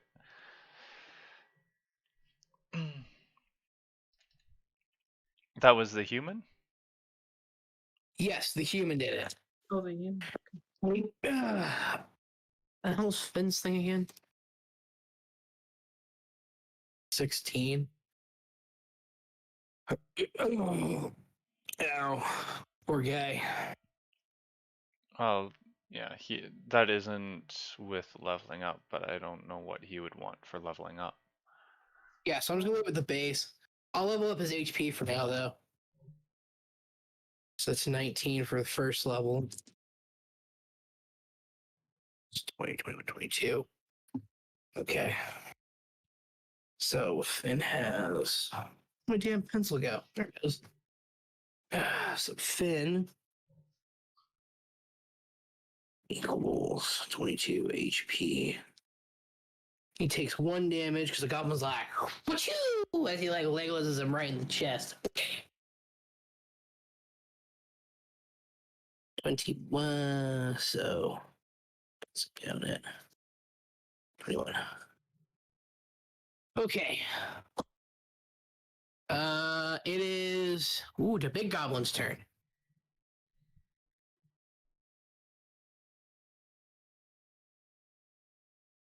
I probably should have brought up the spell table chart. That's what I'm going to do. So let's roll a d20. Very nice. I need to roll d6. So,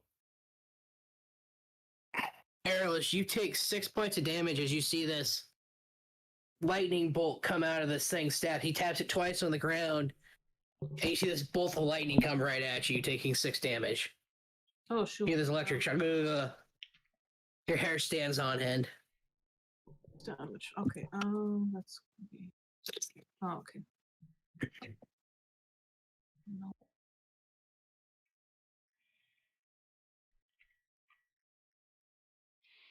Okay. My turn, I guess. Galen's turn. Yes, sir. I'm going to load up the crossbow again, and I'm going to try taking another shot.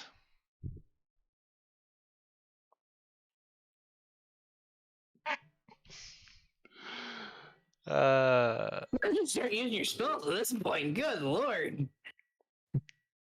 That will be a 7, which will most likely miss again. Oh yeah, you straight up go. Aha! I'll get you this time. As your thing shatters, it hits the back wall. For a bonus action, would I be able to overturn that table that's by me to use it as cover? Yes. Roll me a strength check, though.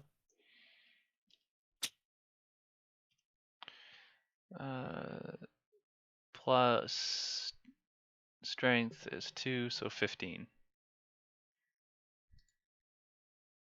So after you fire, you duck down, you shoulder the table up, and it flips up, so now you're in half cover. Okay. Okay. Arelis' turn. Okay. Where is the table at? Right by me.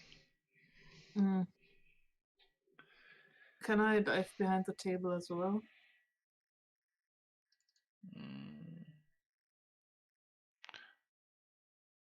Barely. What now? She wants to move behind the table. Let's see, what's your movement speed? 30? 5, 10, 15, 20, 25. Yeah, 30 if you take a dive. Okay, I dive behind the table and then I. So roll me a dexterity check. Alright, dexterity. I'm sorry, it's a acrobatics check. Is that going to use up one of her actions? It uses up both actions. She's going to a full run. Oh. You know what? I'll just do it. Oh, great. You can move closer and then just attack. Do you run? So are you running close and attacking, or are you running and diving? I was thinking. You know what? I still have plenty of HP. Maybe you know what? I'll just run close and. So you're right there. So you're like right at the edge of the table, and you kind of like prop yourself up on the arm of the table to take a shot. So go ahead and roll for me. And for start, I will. Let's do this. Oh, wait, 7 plus. Man, Justin, you're just really not making it easy on you, are you? This is 7 plus. Plus 5. 12. That's 12. And you shoot the goblin, so you kind of prop yourself up, you take your shot with your hand crossbow, and it's just you're hitting nothing but air at that point. You kind of shoot down the hallway. Oh, okay. Okay. 5, 10, 25. So Finn is going to go ahead and flip the table over and get behind cover.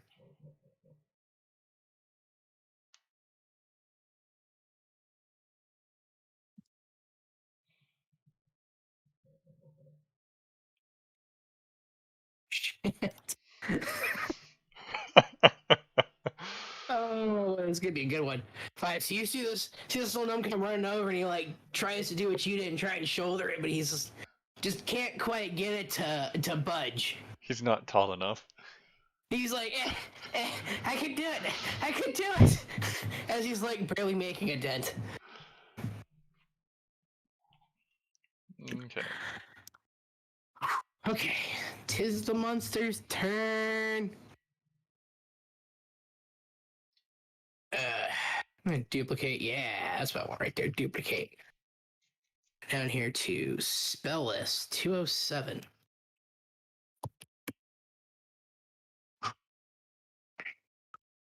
But in this case, I'm just gonna have him shoot his little peewee hand crossbow at somebody. So the human raises up with his little hand crossbow in his left hand, and he fires, and just straight up just flies right over Arelis' head. So the goblin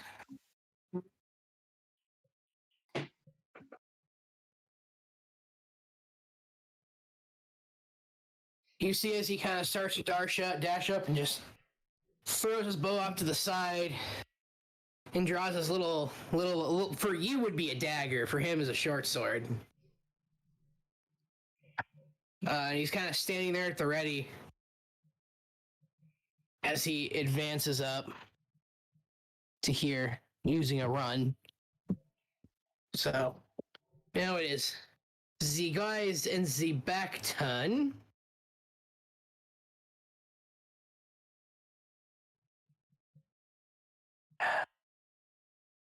All right. Good. So let's go ahead. We'll have him cast Magic Missile. Okay, well, let's see what kind of fun stuff we can have happen today.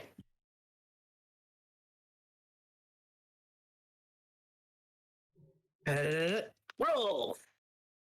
So 43. Let's see here. So it's 45. So 43. Oh. So you see this big guy go, wah, wah, wah, wah, as he tries to fire what looks to be the same thing that you got hit with from the other guy. And he goes, and he like disappears and reappears there. And he's confused and going, what the hell? How did I get here? So we are back to Justin Okay. with Galen's turn. I am going to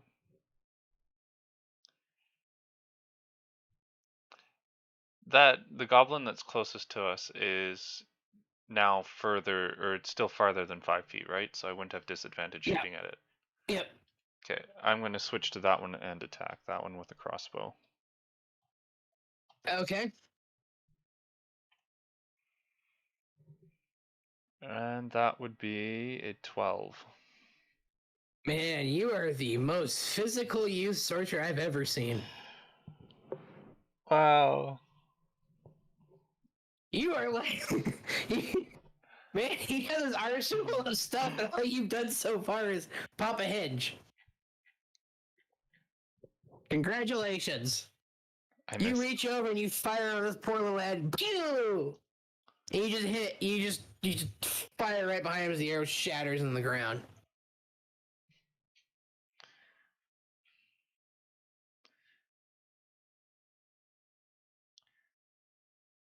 So it is Arelis's chance to fire. Okay. Or do whatever she wants to do. Wait, for the cantrip, did I have an extra action for that? So a cantrip is a free action. Okay, so I'll do. Oh, never mind. This is casting time 1 action. So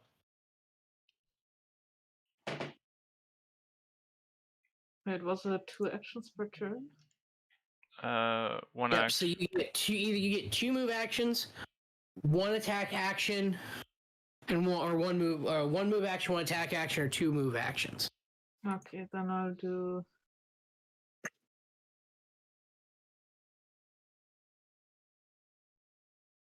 Okay, my cantrips. Oh, these are healing ones. This one.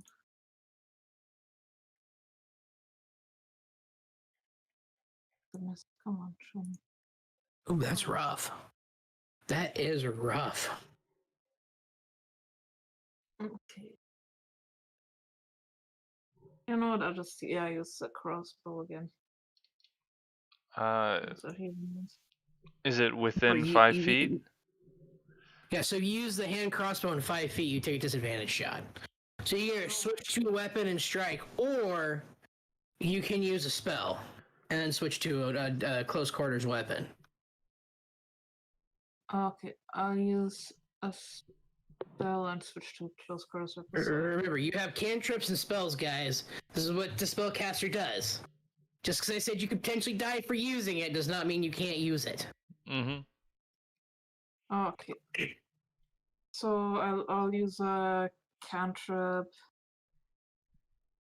Yeah, that works.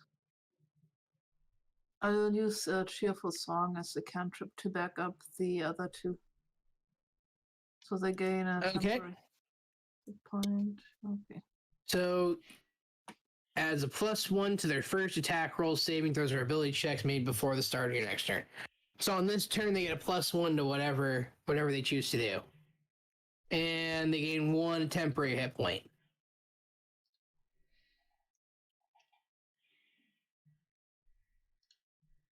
Okay. And then For that round. okay. And then can I still do the dagger, right? Yeah, you can draw to your dagger, so you can go ahead and draw to your dagger. Okay, I'll draw to the dagger. As you're singing your little merry tune, you draw your dagger, getting ready to stab him. So it's Finn's turn. So we're gonna roll.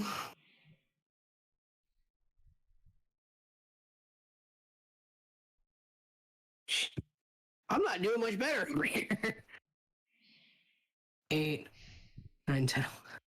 Jesus.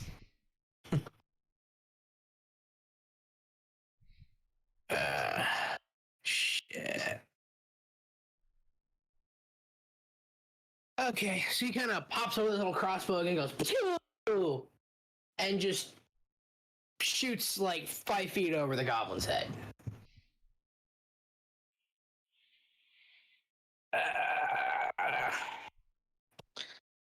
Okay, so it is now the human's turn. And I'm going to roll a 20 for it. All right. So I need you to roll me another dexterity check, Justin. Rolls. Oh, and Arelis, I need you to do one too. Plus dexterity 3, so 14. Yeah. You can do +1 for the saving throw too because of the cheerful song thing. If you choose to. Or to the HP. I'll So hold. you both take 2 points of damage as you see this person reconjure up this like ball of fire and just hurls it right at your guys' faces. Okay. Also, the goblin in front of you takes 4 points of damage. As you see, he gets charred with you guys too. Okay, so both of us? Yes. So both of you take 2. 2, okay. And then he fires, so each of you take 2. And then you see as all 3 of you two are like kind of like scorched almost, like singed. And this guy's just half his face is charred. Oh wow, okay. Okay. Now it's the goblin. No. Yeah, goblin. It's the goblin in front of you waiting to stab somebody.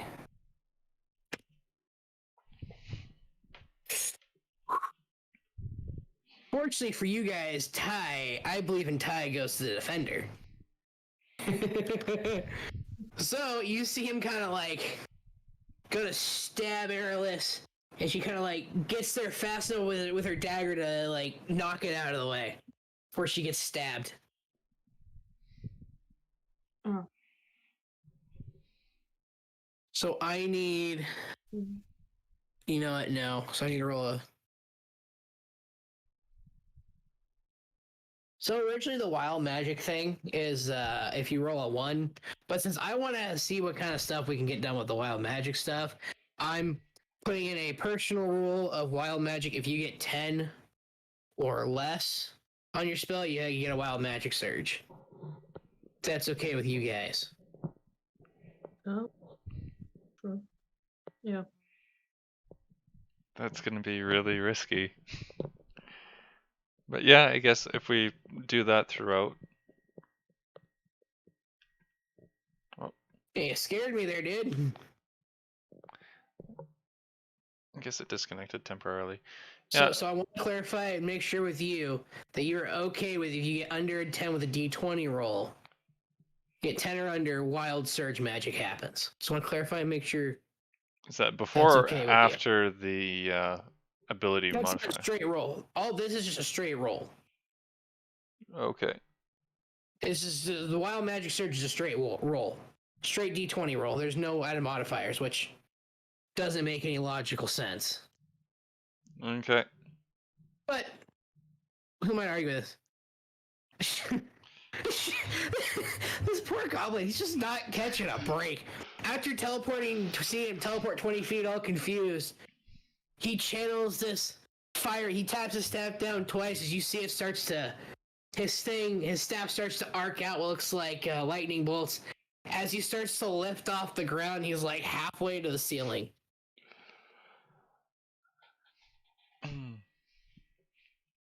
At this point, if anybody shoots at him, he gonna get advantage. I was thinking that. Oh, okay, yeah. Because he accidentally left it, he's like, "Ooh, 1, 2, buckle my shoe, whee!" Levitated him up into the air. Oh, yeah, this is gonna be good. Arelis, you focus on the one in front of you. Okay. I am going to... I'm going to actually use my bonus action to cast Mold Earth on the ground underneath the goblin that is right in front of Arelis.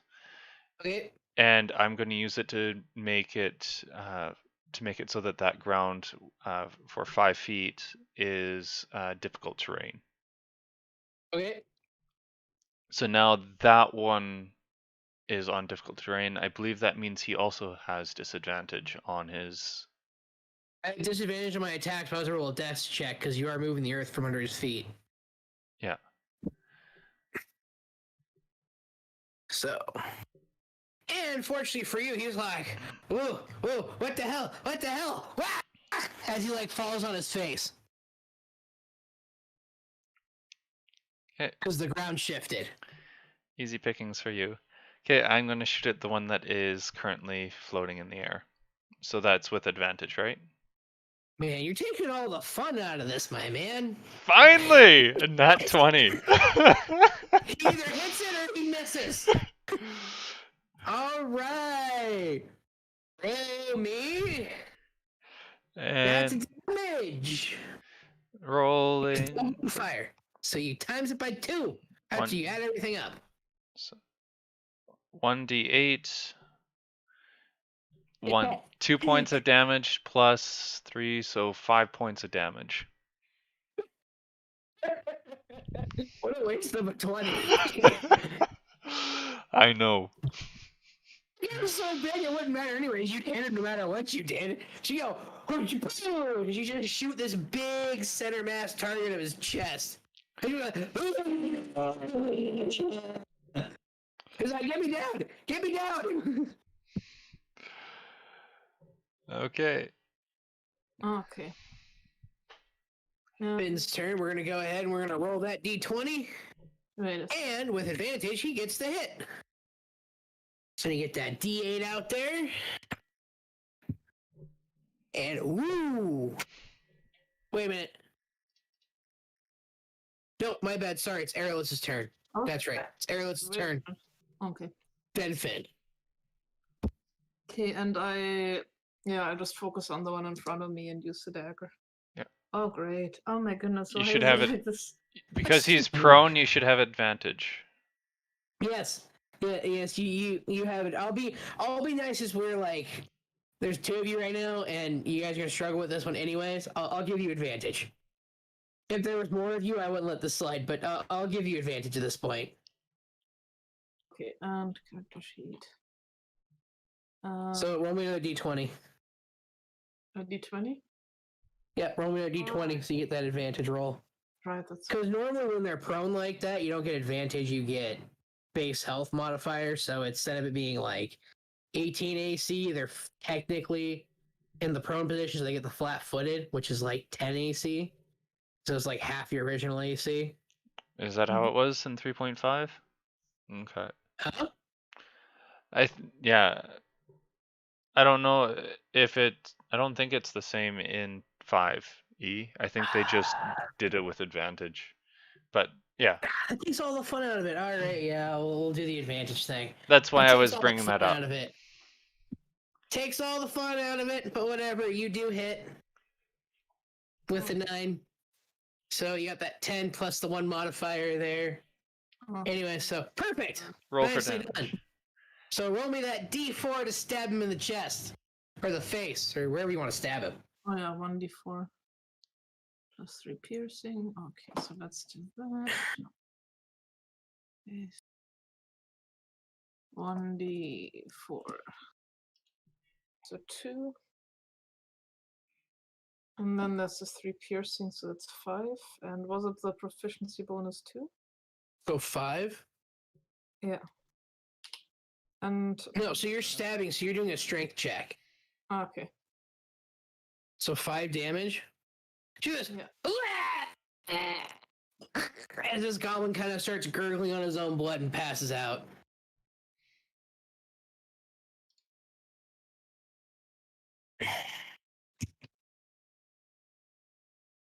Nicely done, nicely done. Okay. Go ahead, and I'm going to have...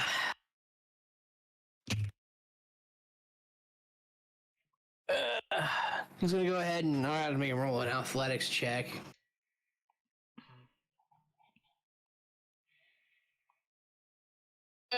Acrobatics! And he hops over the table, landing behind you, and he taps you on your shoulder, and he says, drink this.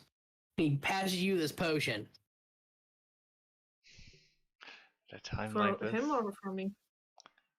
Yes, he has you opposed to say, drink this! Drink this! This is important, drink it!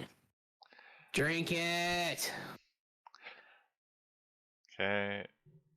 I drink Oh, I guess that So go ahead and roll me a d8. rolls. Roll 1d8. 1. Oh. You gain back what? You kind of go, yeah, I feel pretty good. I feel pretty dang good about this. You get 1 HP back.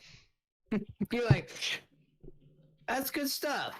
Doesn't help, but that's damn good stuff.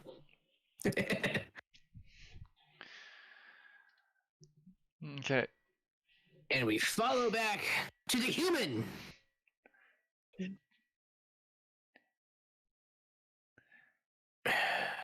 The only human in the room. Spell list. Oh, Yeah, you know what? Yeah, okay, whatever you say, buddy. You might be the only human in the room, but he's still gonna kick your ass. Oh, why didn't you do this in the first place? All right. Jeez. It's just nothing fun in the first level spells, is there? Oh well. Attack on target. Woohoo! That's a smack dab in the face. So, Who does what? sorry, gotta scratch my ear real quick. D10 of damage. Ooh, ouch. That's rough. That's real rough. So you see as this guy goes, as he channels this like fire-looking this like fire. It looks like a javelin in his hand. And he just hucks it at you, and you take 10 points of damage. You just feel it hit, and you just feel your insides just melting, melting away. I take 10 points? Oh yeah. Ouch. is it both of us or just? No, just him. Oh, and by the way, the table ignites. Just to let you guys know. Okay. Now it's the goblin's turn. It is. So he's going to take the turn to slide down back to the ground. And he's like, okay, I got my bearings. You see this kind of staff go, 1, 2, buckle my shoe on it. He hits his head twice. He headbutts the staff twice with his head. And you notice he starts to like slowly go down. And then he goes to cast, so he taps twice, his staff twice. You see this missile looking thing hit Finn for 2 points of damage.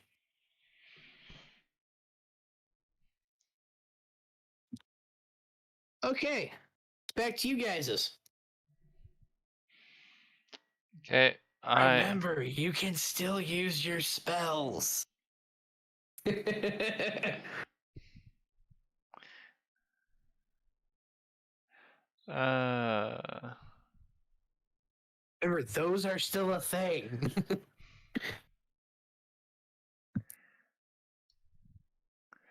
I need to mark that. All right, what is Galin gonna do?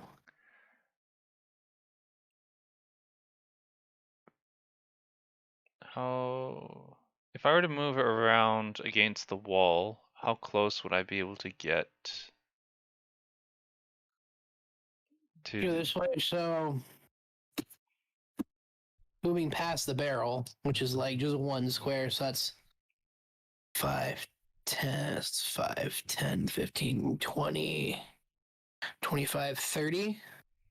So you can end up right here. Can I go any If you further start to do south? that. You would have to climb. Did you remove this barrel here with the sticks that you found? I completely emptied it. Okay, so you just kick that over so you can make it to here. Okay. I think I'm going to move there. And Okay, you kind of skirt your way around trying to dodge the poor things that are on fire. 1, 2, 3, 4.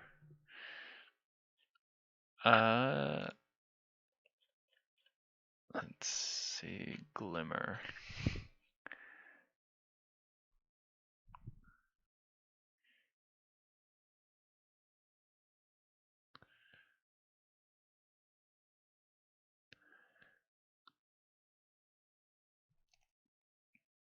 Yeah, that's ability checks.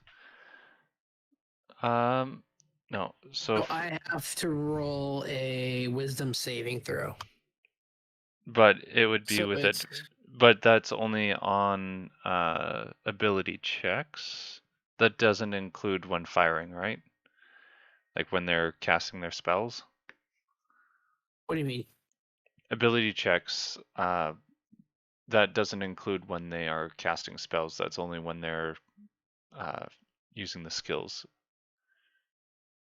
right? Yeah, so casting a spell is an ability. So it would put that at disadvantage if it works. Yes, it would put the spell at disadvantage if the spell is a combative spell where you have to roll to make the hit. Okay. If that makes sense. So like if I use your spell Firebolt, which is you have to roll to hit, then yes. If it's a ranged spell, if it's one where you have to throw it and they have to roll a save, it's a different story. Okay.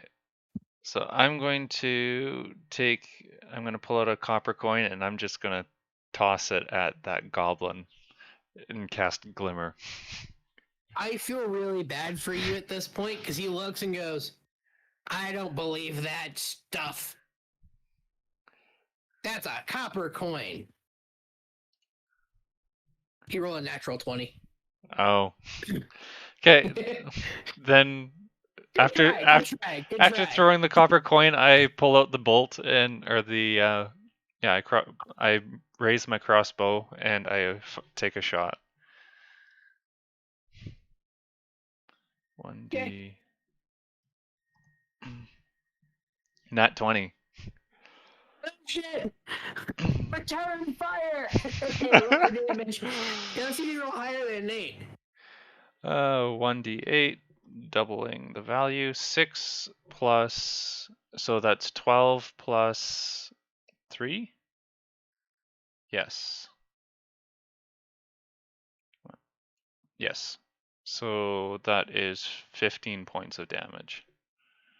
You go, you aim, and you fire. You know what's right? As the bow snaps free, this goblin who's like 6'5" now shrinks down to his original 3 foot, and you kill the human in the back. So you go, boosh! And the bullet flies, and it flies right past the goblin, and it just straight up sideswipes the poor human.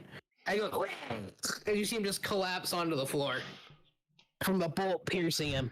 Ugh. I guess they are lined up for me. Yeah. They are.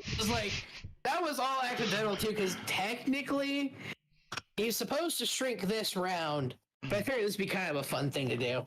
It works. So it is Arelis. The goblin's like, I'm alive! As he gets ready to cast another spell at you. I'm guessing he's going to be casting a spell at me, but yeah. Given that I just shot at it. Why would he cast a damn spell at you? I cast Healing Word on Galin. Okay. So you get a D. So roll me a D4 there, Arelis, with adding your spell casting modifier. So that's your level. So 1d4. This. Oh goodness. You hear this? Be healed, my friend. And you're like, I don't feel any different. You get back 3 points of health. There, Justin. You're like, I feel the power. Wait, Okay. Nope. There's nothing there. Okay, and then can I still do the? I'll still dagger the goblin in front of me. That goblin's long dead. You're like way away from the goblin in front of you, my friend. Oh wait. Oh yeah, I forgot about that. Yeah, remember you stabbed and killed the one in front of you. Okay, then I Justin, we can't hear you. You can still stab it again, it's just beating a dead horse. Yeah, no, that's okay. You can stab it again. I'm not going to stop you from stabbing it again. It'll take action, but you can go for it. I'm gonna run over to where Galin is, I guess. Then. Okay, so you can either run past the mage, or you can attempt to get past Finn and a burning, on fire table. Oh, okay. FYI, the to- terrain in front of you is still difficult terrain. Yeah, because you've got you got the one in there, and you got a whole bunch of bodies to run past. Okay. Oh, you know what? I'm just gonna go backwards and see what's outside the doors. The smart cookie heads backwards and hides behind the wall. So you see what's behind the down the hallway? Nothing. Yeah. It looks the same as it was before. Okay. So nobody's coming. Okay, for now. Okay, will you be attacking? I don't think I can. Your healing word was a bonus action, so yes, you still get an attack action. Wait, can I attack from back there? Yeah, you're in range. You just have to pop your head around the corner. Okay, yeah, I'll do that. I'll attack. And wait, that is gonna be 5, 10. They're a little far. Let's see. Don't think the weapon goes that far. Range. Oh wait, I had 10. another weapon, didn't I? You need 40 feet of range. Yeah, the crossbow, the hand crossbow at 30. Wait, Oh, 5, 10, 15, 20, 25, 30. I have another. Oh, I had a short. Right. So you are in range with a hand crossbow right now. Oh, okay. Never mind. Okay, I'll just use 20, that. 25, 30. Yeah, you're 35 feet away from him. Yeah, I'll just do that then. So that's gonna be 1d6. Oh no, wait, 1d20 to see if I even hit him. Oh, nice. Okay. You did it. Okay. And the d6 4 plus 4 plus crossbow. Or plus your dexterity modifier. Oh yeah, dexterity as well. So it's 4 plus 5. 4 plus 5 is 9 plus 9 plus. Oh goodness, where's the weapon thing? First 9 page at the plus- bottom. Oh, plus 5 attack. Okay, so that's 14. Damage is what's dealt. There's would be what 1d6 plus something. Yeah, yours is a D. Since you're using a hand crossbow, you're using a D6. Yeah. Is it plus So 5 or she's plus got 3? 4, so 4 plus 5. Okay, so yeah, that's 9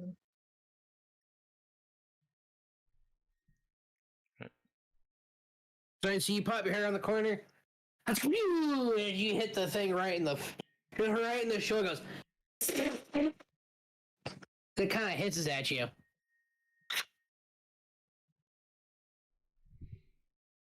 Hey, it's back. So that puts it at. Hang on, I gotta do math here. 10. Okay, cool. Ugh, I hate doing. Sometimes I hate doing math. Anyways, so Finn's gonna make a dash past this burning building here. We go here, and he's gonna go ahead. He's gonna do a shot, and he's aiming right for the eye, and he hits him.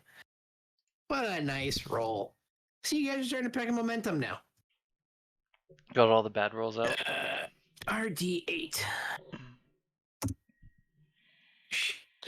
Well, sorry, I jinxed you on that one. So he pops up and whoosh, just grazes his ear. I mean, he split his ear in two, his left ear in two, but yeah, not a very happy person right now.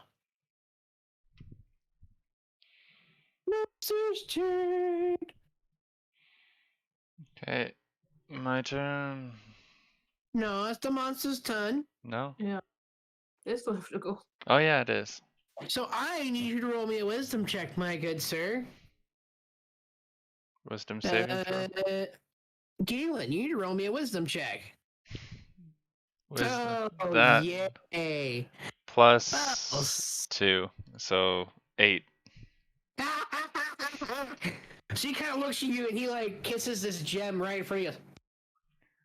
And he hucks it right in front of your face. You now take disadvantage. Oh yeah, he straight up glimmered your ass. You're like, ooh, what a shiny gem.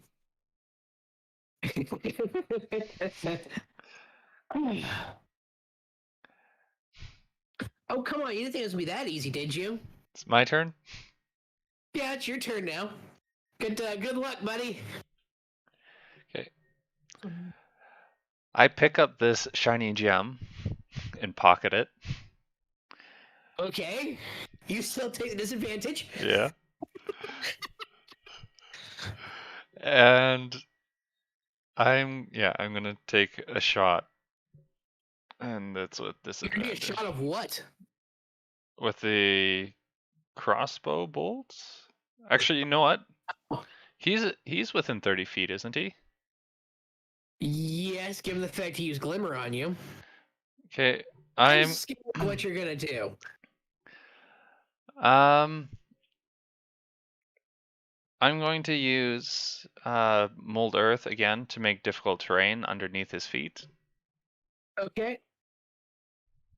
and that should be, or was it a bonus action to pick up that gem?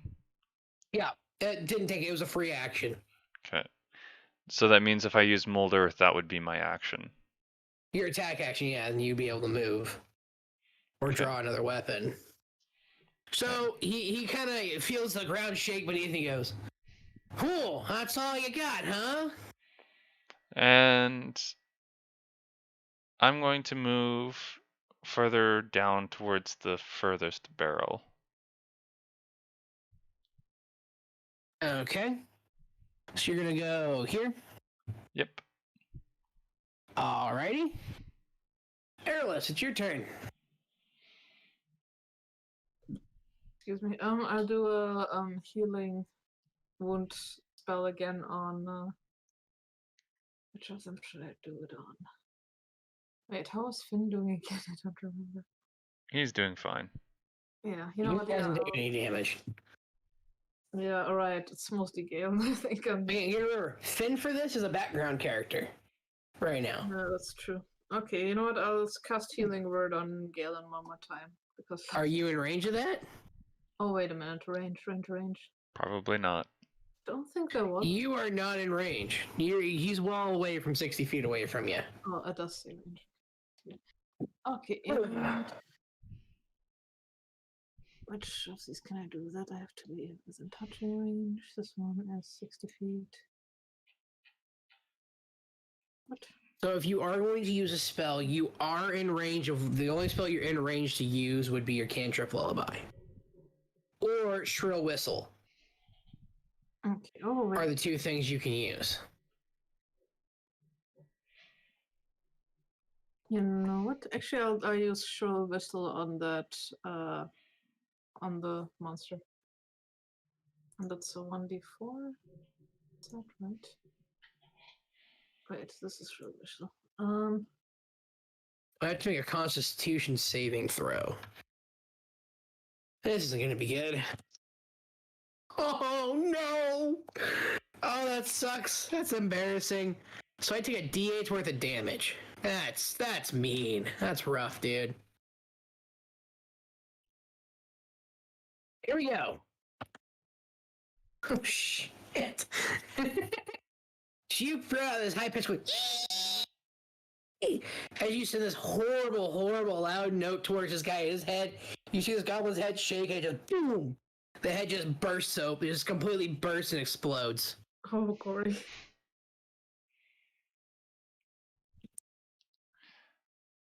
Okay. I guess. Remember, your cantrips may be unlimited, but you can only use an X amount of spells for an X amount of time.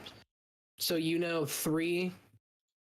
So for you, being a bard, you can do 3 level 1 spells a day, and then Justin, you can do 3 level 1 spells a day. Mhm. I don't know how many spells you know. That's how many spells you can cast a day. Yeah, I used up 2 already. Okay, I'll yeah.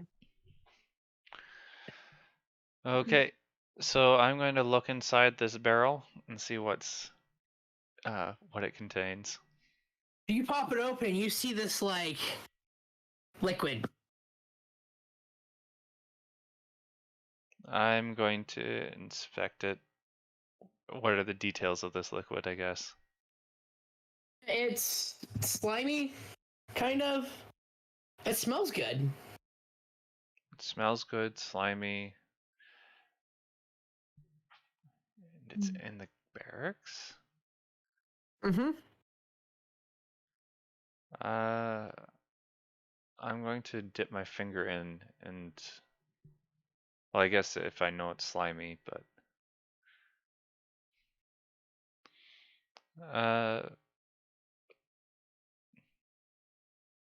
yeah, I'm going to, okay, after doing that, I'm going to start cleaning up some of the gear and work my way back to Finn.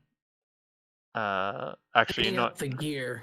What does that mean? from the corpses and collecting Oh, bolts okay. back. Okay, so 20 guys plus 3 other guys. In total, I actually wasn't prepared for this. I was playing it. So you guys find 15 silver pieces and 10 gold pieces in total. And you find you find like 10 short bows, 10 short swords, and a couple daggers. And a lot of leather armor. And fur armor. So 10 short bows, 10 short swords. Yep. You get 2 long swords, 2 shields, and then you get like 20 things of fur armor, or I guess it'd be hide armor, and then you get 2 things of leather armor. So 2 shields, 2 leather. I'm just trying to take inventory. Just do the best you can. 2 shields, 2 leather armor, 2 swords. 2 long swords. Okay. 2 shields, 2 leather armor, 2 long swords, 10 shorts. And 20 things of hide, like hide armor. Or I guess it'd be fur. Fur armor? Yeah, I we'll go with fur armor. I don't know if it's hide or fur in this, but we'll go fur armor. Keep a lookout on the door while he's plundering the people. So you're standing by the door, kind of peeking in and out. You peek your head into that door that they came out of, and you see it looks like a dorm, like it looks like a sleeping quarters. Okay. I'm going to, because we had what, 15 silver pieces and 10 gold? Yep. So Is how much you found. okay, I'm going to divide the silver evenly between us. So that's 5 each. Now remember, you don't have to share with Finn. Okay. He technically isn't here, but since there's only 2 of you, and you're not exactly fire type people, I gotta. He's just here. He's here as an extra body in case you guys get desperate. Okay, so I will take. 5 silver and then split the gold. Okay. So yeah, I'll hand off 5 silver to Arelis. I'll take the 10 silver. Gold, yeah, we'll divide 5 each. Okay. And Wait, how do I? I'm also going to look into see what was in the other barrel on the opposite corner. You see what appears to be a. It looks like water. This is where the water was. Shall we still spike the water? Or should we leave that for later? You might maybe. You pretty much slaughtered everybody. You slaughtered everybody in the damn room. Yeah, we killed them all, but we're gonna poison the water just for good measure, right? I mean, it's You know, have Osprey that show up and go, "Hey guys, what's up?" Reminds me of a certain anime. Yes. The hero is overly cautious. I'm gonna ask I don't care what you guys do. Finn, can you double check the contents of these 2 far barrels to make sure that to see if if they're useful for anything? And while they're doing that, I'm going to go to the remaining door that was open, or no, it should still be closed, right? Yes, the one there is closed. Okay. And I'm going to listen again to see if Okay, roll a perception check, please. I mean, nobody came out during the combat. 1d20. 4 plus, I think it was 2, so 6. You still don't. It just sounds as dead as a. It just sounds dead in there. Okay. I'm going to check it for traps, and then I'll open it. So that's investigation. Yes. Plus 5, 21. You're searching around. You don't see any booby traps. There's no traps there that you're aware of. Okay, then I will You can see. Then I will carefully open the door. Okay, you carefully open the door. You hear this click. I'm gonna jump away from it. As we say, roll me a dex check. It's probably good that I stay back. 5 plus Oh shit! plus 3, 8. Oh, you're not getting out of this one. Sorry, dude. Yep. You take 4 points of damage as you like open the door. You try to go. Hoo-ah! You just try and matrix it by bending yourself all the way back, and you just take this big old bolt right to the gut. You're taking 4 points of damage there, buddy. Okay. Done. So it was trapped. Okay. Yes, but on the inside. Oh, On the inside? Yes. It's where the wire was. Oh yeah. Okay. So now the door is open. Yes, the door is completely open. Okay. Oh, no. You can see this like drill the hole. It looks to be like a hole in the middle of the wall. now that it's open, I approach as well. Is there anything else in there? All you can see in there, it looks like a storeroom. You just see a bunch of barrels and food, and Okay. it's just a storeroom for supplies. Okay. If you want to stock up on food, this looks like it's a good place to do so. As I again remove the bolt and try to patch myself up, and I will store the bolt. Does this bolt look like it would fit with the crossbow bolts, or is it something larger? It looks like it was made for a larger weapon. It looks like it's a crossbow bolt, but it looks like it was made for a larger crossbow. Heavy crossbow? You're guessing it's a heavy crossbow, but it definitely looks like it's a larger crossbow. Okay. And I'm going to... Does it look like there's any way to get around to access where that crossbow is? Roll me a... Investigation? Is it a search? Yeah, investigation check. I don't think there's search in this anymore. No, there isn't. Yeah, roll me an investigation check. 8. You're kind of walking around, tapping, listening. You're not getting anything. And how about following that string? Or wherever it was hooked up to the door? Do you find it? You see that it was hooked directly right where the door would shut. So it's right there at the handle. Okay. And it goes straight back into that wall? So it goes to the left, up, and then back across the ceiling, back, and then down into the hole. Yes. Okay. Arelis, do you mind, well, actually, no, I'd ask Finn. Finn, can you, actually, you're an artificer. Can you, see about, disassembling this trap and possibly getting whatever is behind this wall out? It does a lot of damage. You can I try. don't know how pretty it's gonna look. I can attempt it.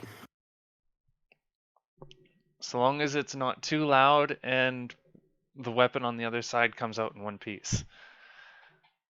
He whips out this big old pick that barely he can hold, and he goes, "Ooh, ah," his whole body just starts shaking along with the weapon. Wait. He was going to use a pick? He has to use a pick to try and get through there. Okay. Well, seeing that that's what he chose to do, I'm going to take out that dwarven pickaxe, and I'm going to see about doing it too. If that's alright. Okay? That's fine. Just watch. It's going to fail. Oh, what? That 20. You go, what? Hey, check this out. 1, 2, 3. Whack! As you hear this another click. Oh. Roll me a dex save, please. This bloody thing. Oh, come on, give me a 1, give me a 1, give me a 1. Yes! 5, This so is 9. perfect. I'm assuming, Kitty, you're kind of sitting at the doorway, or are you inside with him? No, I'm sitting at the doorway. I'm staying back. Okay, you're looking over, and you're just whoosh. As Galin turns around, take 2 points of damage. You turn around, you see this ball of fire come at your face. Duck. I take 2 points. Yeah, you get a little scorch. You're like, what the hell? Where did this one come from? So after you break into it, you see the rock crumble down in front of you, and you definitely see a heavy crossbow, but then you see where it's connected to another piece. There's something connected to the wall. So it's connected to the actual crossbow. And you follow it, and you notice that it goes through behind the wall and back to your right. So over in between, like, two barrels.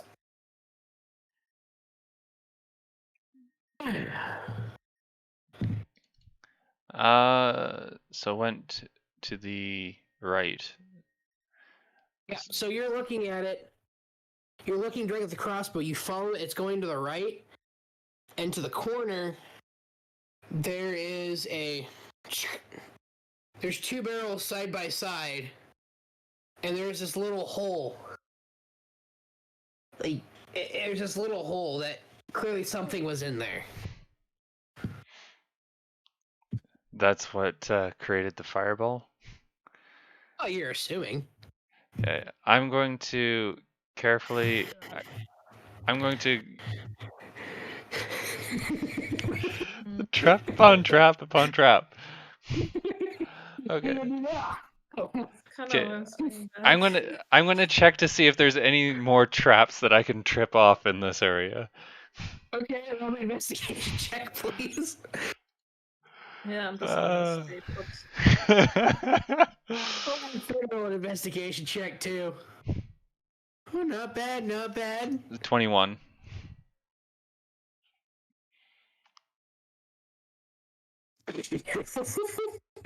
So he's looking around, he's patting around, he's like, I got nothing.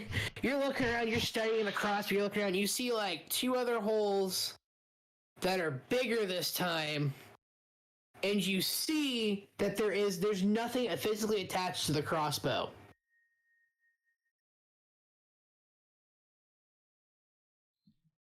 So there's 2 larger holes that are pointing into this room, and nothing is physically attached to the crossbow, and how about those 2 barrels?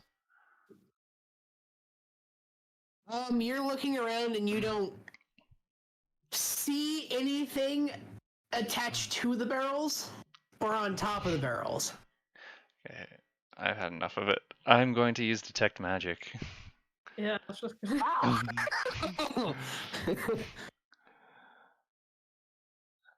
that's just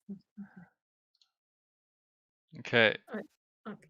so Hey, it's like you don't trust me or something. well, there's traps. There's a lot of traps. You know, You're what? just So, assuming the 2 holes are traps. yeah. So Okay, so you don't detect magic. You don't. You do your own ritual. There's no magic physically in the room, but you do hear a sort of like emanating sound coming from the other room, the one that you just came out of. So yeah, that big fight. That's what you hear it emanating. there's okay. So that there's nothing attached to this crossbow. Was there any additional ammunition with it? No. No, it's just the one. Yeah, Okay. just the one. Okay, I'm going to haul out that heavy crossbow, and I'm going to go into the room to try and investigate the source of that sound. You step out, and you're about here now, and you see this ominous like glow from right here. It's kind of like glowing out. I'm going to go take a look at it. I'm coming. Okay, you notice that it's glowing. It looks like the glow is coming from inside of something. It looks like it's coming from on the inside of the wall. Okay, I am going to I'm going to investigate the wall and see if there's any way of opening it up or if it's an illusion. Okay, roll me an investigation, please. That would be 7. And you kind of like knock on it. It feels real to you. You can't really find anything that would like stick out to you. Okay. I'm gonna whip out the pickaxe, and I'm gonna have Finn look to see if there's any mechanisms there first. Finn, can you look at this? This area here. You're taking all the fun out of it. I whip out that pickaxe and I'm ready to swing it, but I'm waiting for him to give the okay. Oh. He's looking around. He's feeling it. He's smelling it. He's licking it a little. No, it seems pretty clear to me. Okay. Stand back. I take a swing at it.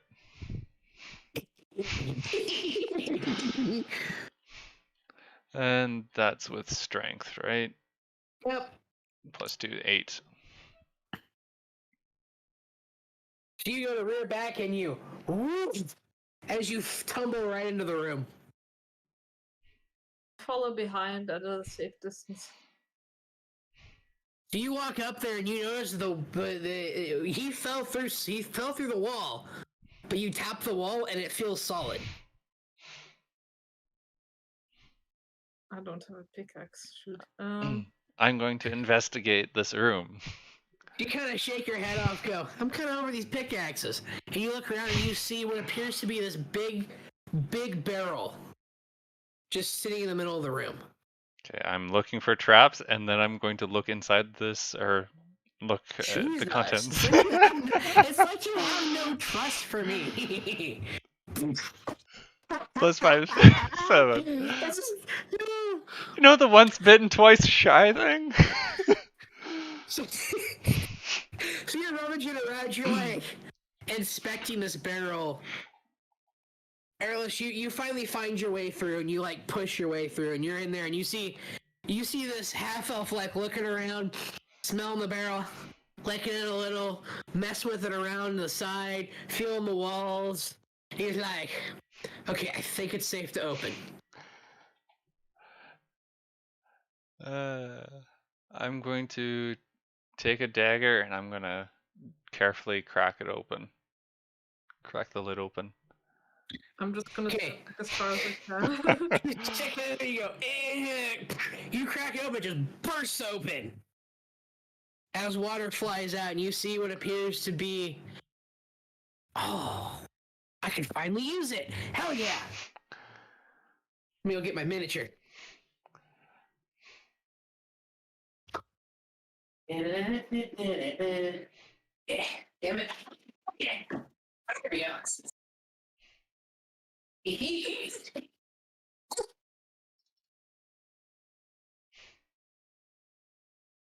Oops. What is this Finally, before? excuse to use it.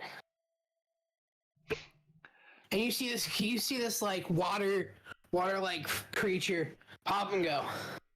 Who disturbed my sleep? Oh, In Premortal, I say it is I, Galin Xiloscient, that has opened this this container. I apologize if I've disturbed your slumber, but we were tasked with investigating this mine, and perchance, could you be a captive, or are you living here I indefinitely? am not a captive. How dare you? Okay. I will give ye what ye want, but you have to answer me this one question, and you get it right. Has to be honest. What is your mother's maiden name? I'm kidding. What is your favorite color? I would have to say black. Are you sure? Is there something wrong with black? It blends in He goes, nicely. "You're wrong." Hey, pushes you out the door. He turns around and goes, "What is your favorite color?" to me?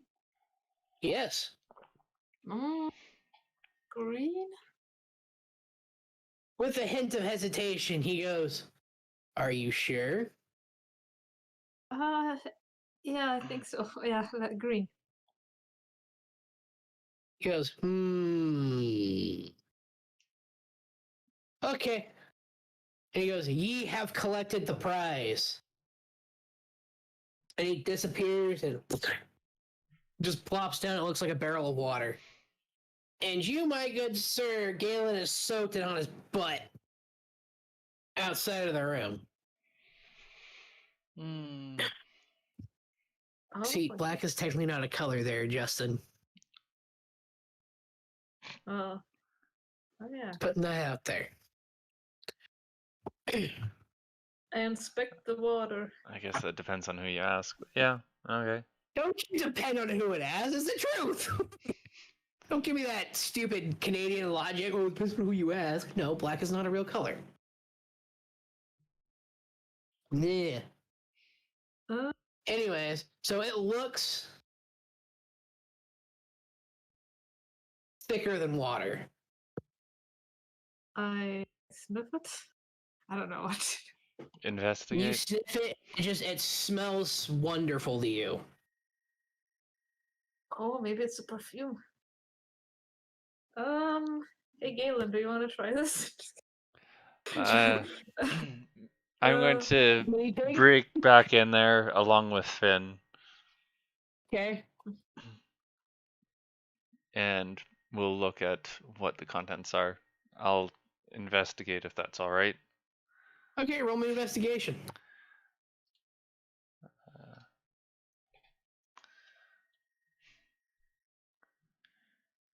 Uh, 12 plus 5 is 17. So to you, it looks like ordinary water that's been like mixed with sugar. Okay, I'm going to sample a bit. Do you sample it? You feel pretty good. You feel pretty good. Oh, two. So take back. So add 5 HP back to your health pool. You feel this regenerating power as you notice that your wounds and everything have started to heal. Okay. Oh, neat. I'm gonna try that too. And I like take it and take a swig of it as well. How many portions of this are there? It's probably a 10-ounce barrel. It's a good sized barrel. Okay. So you could, if you were to do it, you could probably get between the two of you 5 full flasks of water, like of water skins. So in glass jars, you could probably get 20. Okay. Yeah. I should have. Yeah, I have 4 glass bottles, which I'll have to check what the. So a glass bottle is a one-use thing. So you drink it, it's out. What? It's not like a water skin. That's So what you found, so you guys can know, is that you basically found the potion of cure light wounds. It can hold 1.5 pints.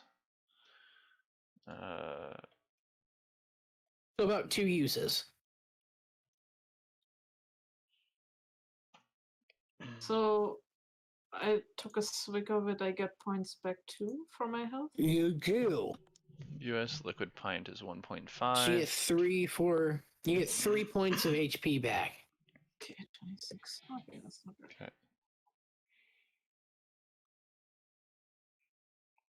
Okay. Okay.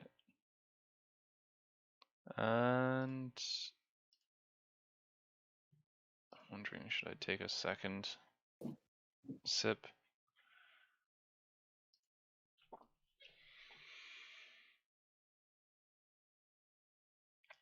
Yeah, I'm gonna take a second sip to recover some more health, if that's allowed. Yeah, I don't see why not. So Okay. you kind of Let's get our health back. nurse it up. You gain back 5 points of HP. Okay, can I get another one too, so I can heal myself up too? You can drink as much as you want. Okay, I have another sip too then. Okay. How much is left over? So you get back 4 HP. You get now, instead of having 20 of those vials, you're now down to. Sorry, I gotta do math. 15. Okay. Oh, Yeah, we should probably save the rest for a bit later. so it's about 15 ounces? Or Yeah, you're the 15 full vials, and then 5 regular water skins. okay. How much do the vials contain? Let me rewind it. Sorry, This is way too damn much math. Okay. There's a pipe sticking out from under it where it's just perfusing water, so you can have as much. You can fill up as many as you want. Okay. I'm going. Yeah, I'll just fill up the 4 bottles of 4 glass bottles with the stuff. This is a minor healing potion. So it is. Yeah. Where the hell is it? Yes, this would be a minor healing potion. Should I fill up my water skin with it, or would that drain the water? I mean, never mind. Well, Yeah, technically, you water. could drink it like water too, but Yeah, you just waste it, but you can Yeah. drink it like water. Yeah. I'm sorry, it's called Cure Wounds now. My bad. So it's Cure Wounds, you roll a d8. A flat out d8. Okay. minor healing. So, So you it's- have 4 vials. So that means you have 4 Cure Wound potions. And if we don't have any vials in the equipment, I can. But we haven't. endless amount of. Well, you have a limited number of components, or You have limited number of ways to carry it. Yeah, I don't have any empty vials or anything. know what, vials. I'm just seeing what the volume was for vials. So 4 ounces. So that means, yeah, one bottle is basically five vials worth. Can I fill my water skin with it? Then it's better than nothing. You can. That would give you 3 potions. Okay, sure, I'll do that. So you fill up a water skin with it.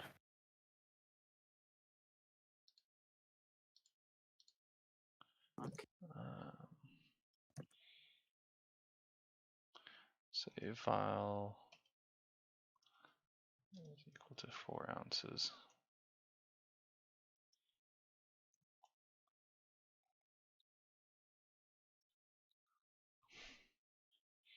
I'm trying to see.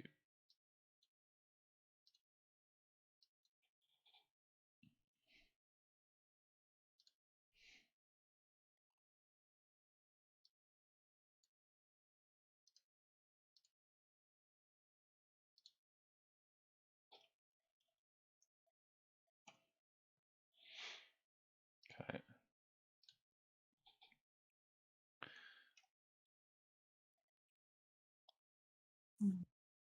So, what is the game plan now? See, we explored. There's a thing. So those 2 rooms. Wait, was there any other doors in that room? It was the one where the guys came out of, but that just looked like sleeping quarters. Okay, so there's no further doors here. Huh? Okay. And then I will. There's the hallway going further down. You said there was a door there too, right? A possible door, yes. Okay.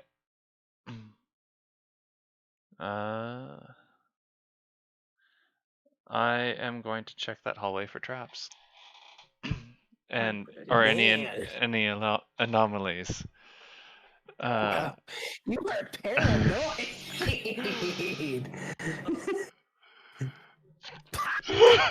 8. You're looking around, you're walking through, and you're like, nah, there's no traps here. And you hear this step, you take a step and you hear this click as you feel your foot sink. And you just get caked. You look up and you see this thing slide open, you just get caked in oil. Okay, can I run and pull him back or something? No, I am running back.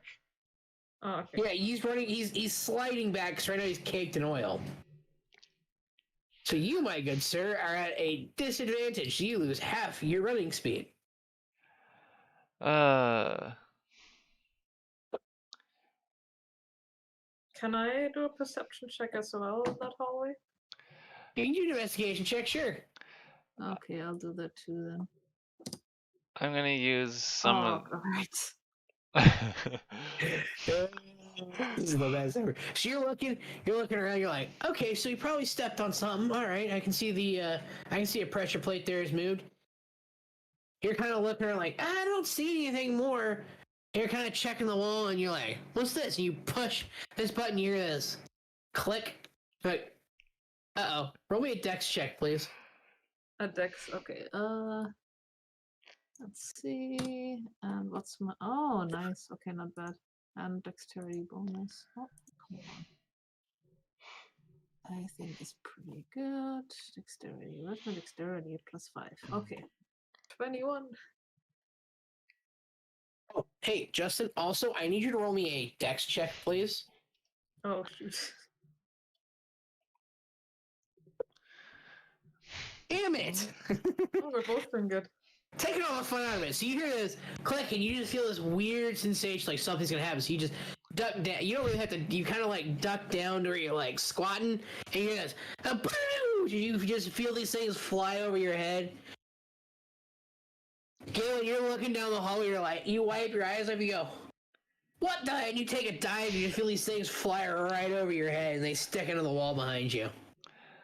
I'm going to see if I can remove those from the wall and take a look at them. You rip it out, and you see that it looks like a dart that has this, like... It looks almost hypodermic to you. It looks like a hypodermic needle. Okay, I'm going to stow these ones. Wow. Curiosity killed the cat, buddy. Carefully, though, because, yeah, obviously they're Ah. containing something. They could contain AIDS, dude. Don't you know you're not supposed to share needles? Hypodermic I thought darts. first rule of thumb they teach you about drug addicts. Don't share needles. Okay, and how many of these are there? There are in total 5. 5, okay.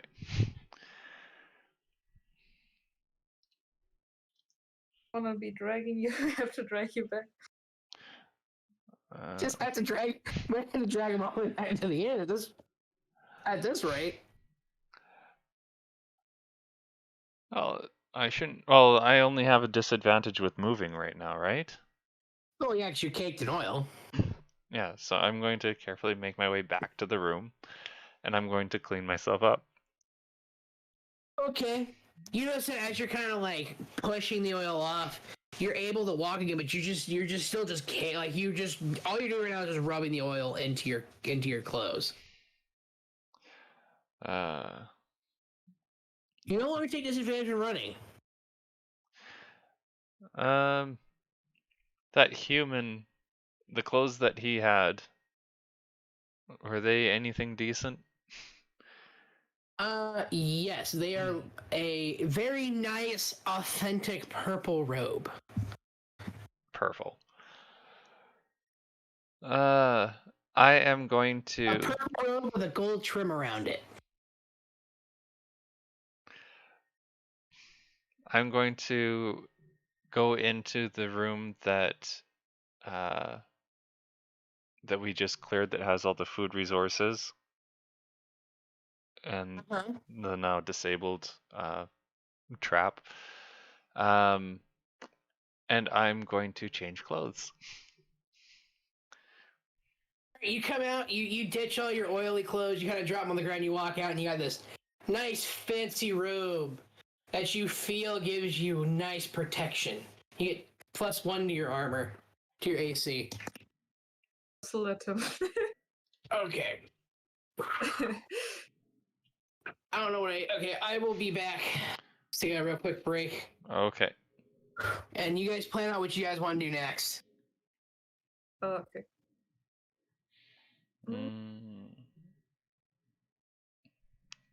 I will. I think we've pretty well cleared this place out. Finn, Arelis, shall we actually move on to the main dish? We'll probably take a short rest here. Yeah, just. Yeah. Where's my inventory? Right, we should probably recover some of the spells before we continue. I'm just really hope that nothing's gonna happen to the people we left behind in the meantime. The former prisoners.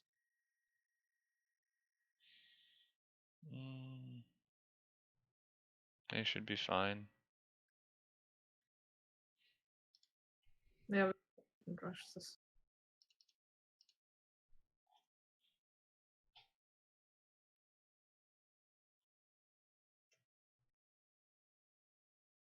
So wait, we didn't finish going down that corridor yet. Should we continue down that corridor?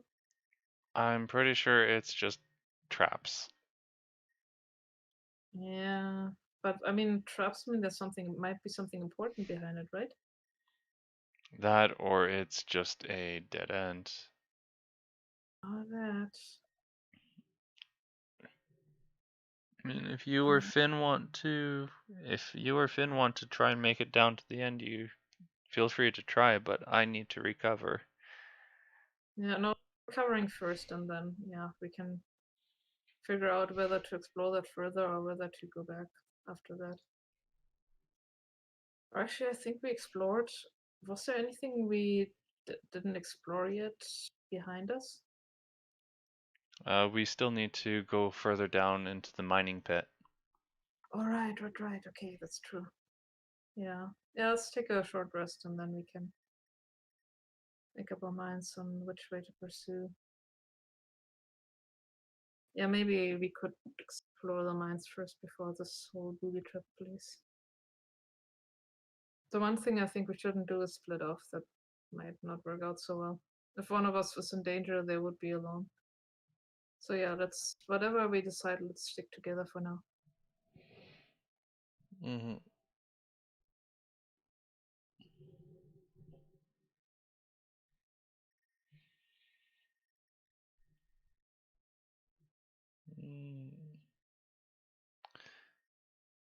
All of these corpses.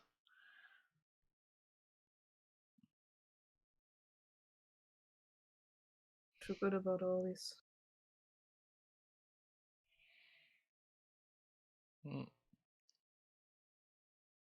Still was another day, but it's away. But it's not like I can cast lullaby on all of them at once. That would be neat. So, have you made any conclusions about at least what we found thus far? Oh, but gems must be valuable if they want them that badly. Gems might be valuable. Not too much. It seems that these goblins are working alongside the magic users. Yeah, true. And there's a boss that everyone's very scared of. I hope we have a fighting chance against him. So yeah, we should probably play this safe and carefully. Because I don't think we can do this by brute strength. I hope we can level up a little bit more before we face that guy.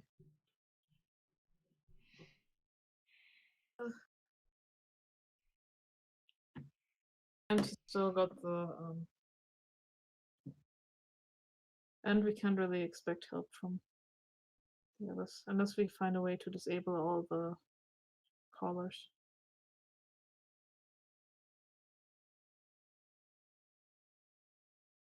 Honestly, that would really help us if we could figure out how to do that. Simple, we just need to find the person with the key. Or a person. Right. Oh, right, we found that already. Yeah, until then, it's just the two of us.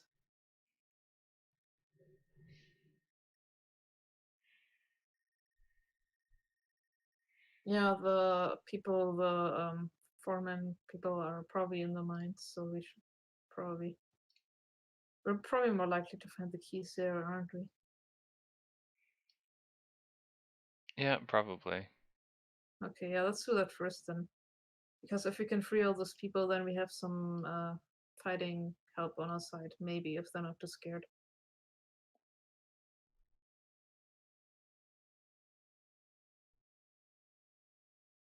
I really do wonder though who commissioned those jewels. I have a feeling there's someone bigger than the mining boss.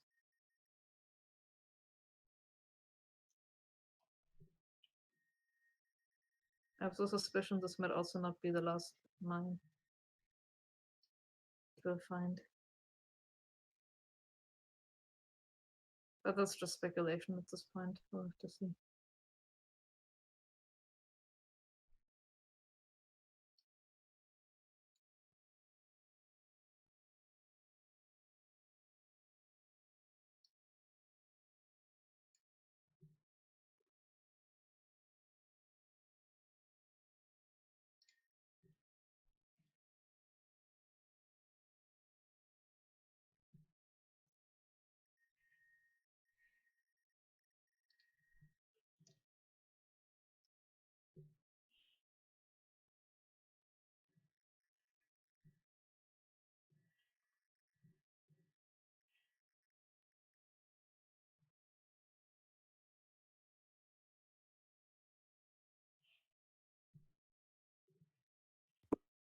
All right, I'm back. So what's the game plan? I think that we are going to. I think that we are. Yeah, we're going to patch ourselves up, rest a bit, and then we're going to. Well, yeah, we'll make our way back to the intersection.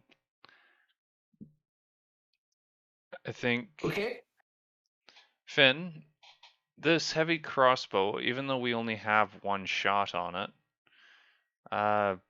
do you think we'd be able to use it for a trap? I don't see why not. The problem is I have no real place to mount it. Would one of those mine carts work? Yeah, the minecart could work. It would be improvised, so I don't know how well it would work, but I think I can do it. Could we also maybe make? We have a lot of the boomsticks still. Could we make use of them somehow for a trap? Yeah. Or should we maybe hold on? I'm going to grab a. We haven't found that key yet, have we? What key? The key for undoing the collars. No, you have not found that key yet. Nope. So that's why we wanted to go into the back to the mines. About how far up was that oil inside that corridor? Oh, How tall are you? You're 5'6", right? Mm-hmm. So it was probably 7 feet high. So 3 feet above your head, Okay. give or take. if we stacked on each other, we might be able to reach it, but I don't know if we should. No, I'm just wondering whether I should just set it ablaze. Oh,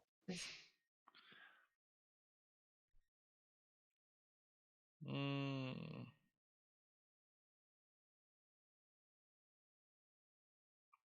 That'd be nice. I originally had like 30 traps planned for this thing, but there's not enough of you for me to use traps on, so I shrunk it down. Yeah. That would be nice of you. yeah.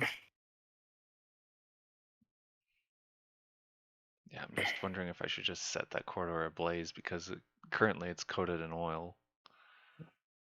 Totally up to you, dude. We're in a cage. I don't think it's a good idea to start a fire. Well, anything that's on the other side of that door would definitely not be coming this way, at least not until that fire is out. Well, if those prisoners that way, then, or slaves, I guess, then we'd have burned them all down too. Well, it's burning the corridor. Well, I guess they might suffocate, but I doubt. Yeah, let's not do that. I doubt the slaves are there either. Well, we don't know for sure though. And honestly, like starting a fire in a cave, I think we might end up Okay. being poisoned from the fumes as well. Finn, do you mind looking at the entrance of that corridor to see if there's any way of switching off these traps? Which corridor? The one that we just got coated in oil and had darts fired at us from. I guess I could take a look.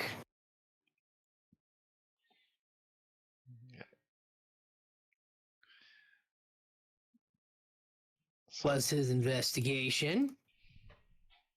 We've got 15. Oh, wow. He really did this one up, didn't he? So he's going through the hallway, he's looking around, and he sees this really small hole that he can fit his hand in, and he reaches in and he pulls down the lever, and you hear this snap. But nothing happens. Nothing happens. He goes, I think I got it. Yeah, I feel pretty good about this. I think I got it.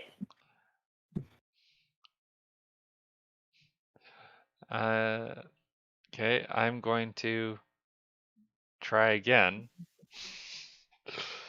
This time, I'm still going to be checking for traps. Okay.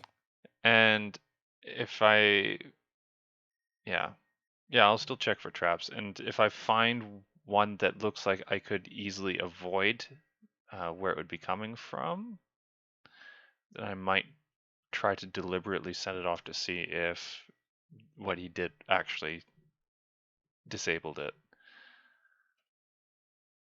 Okay. Oops, wrong spot. Rolls. Roll 1d20. 11. Hooray! This is gonna be great. You're looking around, you see what looks to be a displaced stone. Finn's already pretty much walked back out of the way. No real concern about him. He thought he got it all. He's like, yeah, it should be safe. As you step on, you hear this click. Oh. And you hear this slam, as two walls come from these slits that come down and start pushing into your direction. You've got maybe 5 minutes before they completely crush you. Okay, I'm backing out of the corridor. Oh, you're not going anywhere. You're pinned, buddy. You're sandwiched between two walls. Oh, I'm completely closed off. Oh, Joy, I'm going to be looking for a mechanism or any way that I can escape from this. Actually, roll one. That's 20. Where you're like, he goes, oh my god, and he goes, oh wait, hang on, here's a button. You hear this click and everything stops. He's like, guys, I think I got it this time. So our good old fashioned buddy over here, Finn, is going to go ahead and search for any. Oh shit! Screwed that one up, didn't I? Whoops. 17. So he looks around and he goes, ah. Here's the lever. And he sticks his hand. He's like, hang on. Wait a minute. There's 3 levers here. Okay, he goes, what lever should I pull? The middle one. You got the middle, the left, and the right. I don't think you want to pull any of them. eeny, meeny, miny, moe. I'm gonna whip out my pickaxe and I'm gonna see if I can break into the side wall. Okay. Go for it. So Arelis, so he goes, hey Arelis, what do you think I should pull? Right, left, or center? 16. You go, there you go. 1, 2, 3, good. Fine! As you thoroughly chip the rock. Okay. I'm assuming you're doing the side wall, not the walls that have come down trying to squish you. Yeah. Yeah, you get the chip sound. So again, Finn looks at it, goes, left, right, or center? Those walls are still in place? Oh yeah. Center one? Center? Hey Galin, you want to go there too? Let me try breaking down the wall, the walls that were in front and behind me first. Okay. So center one, right?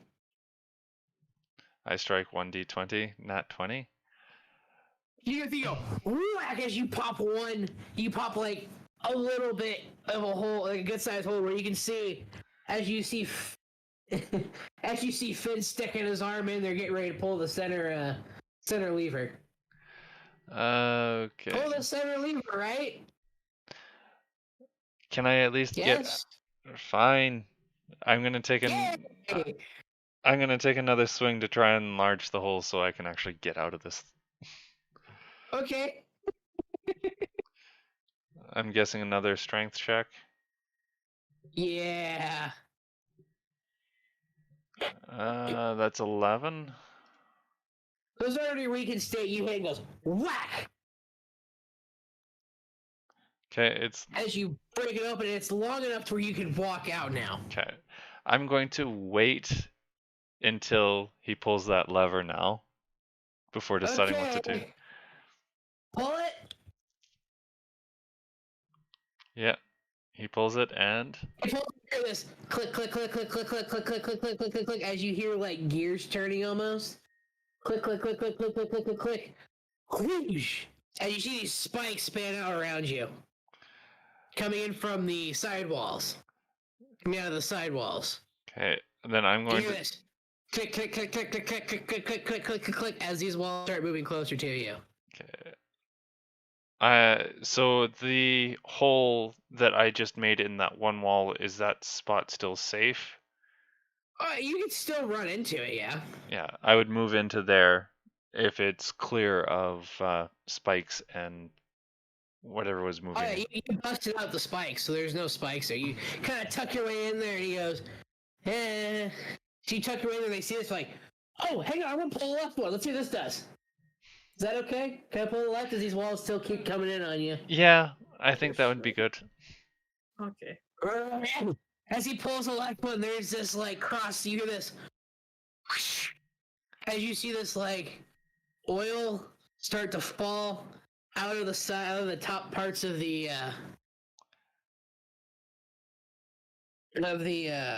ceiling. They start to dump down. You see these like tubes that pop out. You hear this shink. Okay, I'm As you getting hear out of this, there. like a lighter goes whoosh. And you see these two cross flames just start to torch the entire room as a floor of oil catches fire.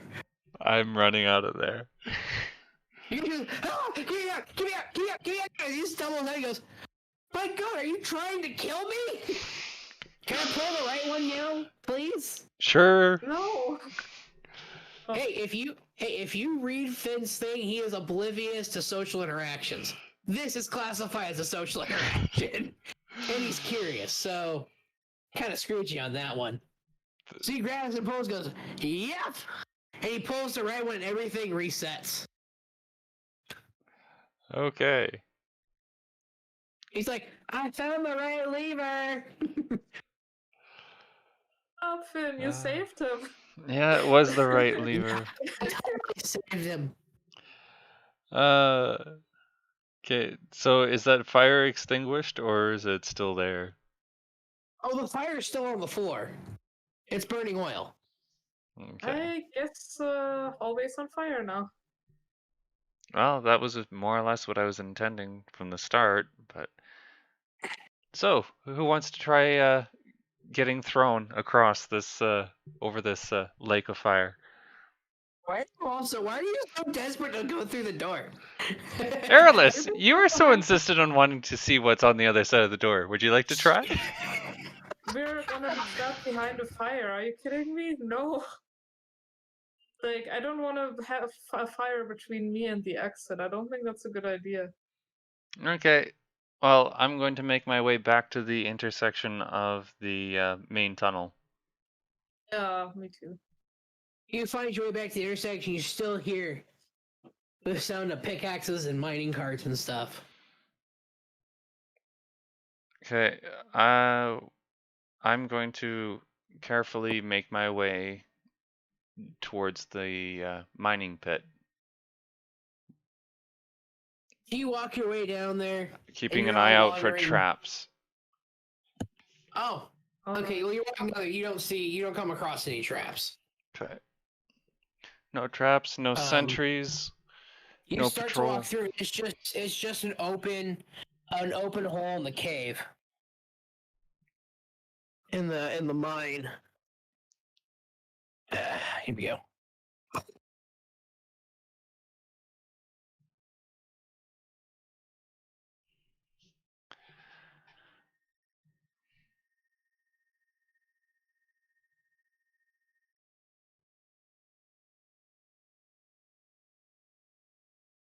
Yeah, okay.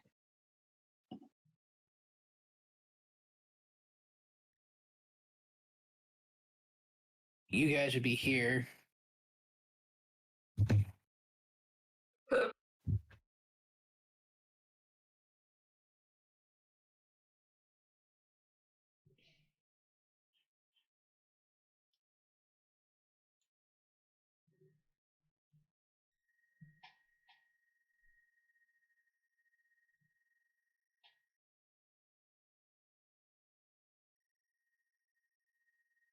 And you see this really huge mining operation.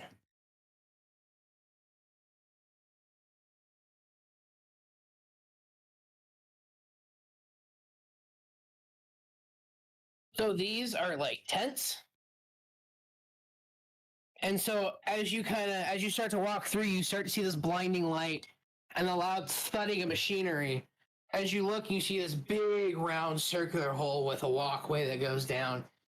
And as you see tents aligning both the right and the left side of the pit, and there are people sitting there. And you hear whimpering, crying, and screams off in the distance. And like, get moving faster! And you hear this crack of this whip down towards the pit.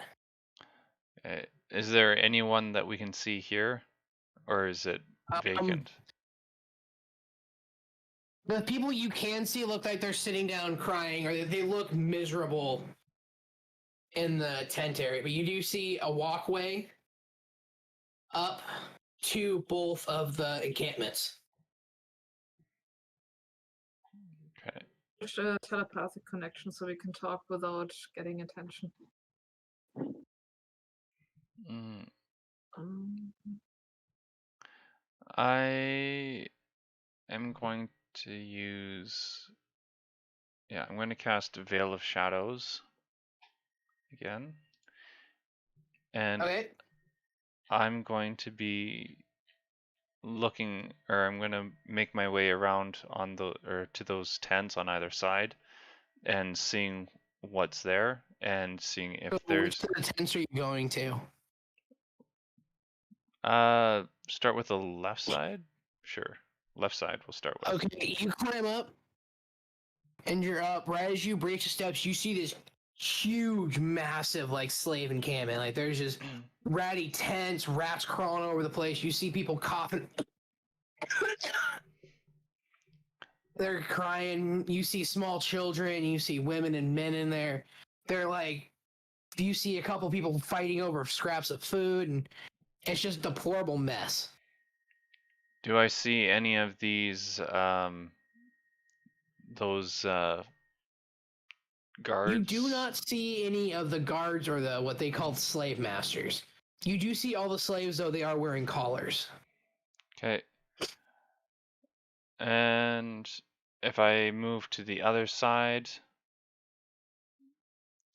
or rather, can I see across from there onto the other? Yes, you can see across the other side. It looks like the exact same thing. Just this has more people, and it looks like it has fat women. If that makes sense. Okay. Again, we don't see any henchmen or slave masters. Or I don't. You see no henchmen or slave masters anywhere on the other side. Okay. How about if I look down into the pit? You look down and you see what looks to be distinctively looks like a spotted, almost like a spotted leopard cracking a whip.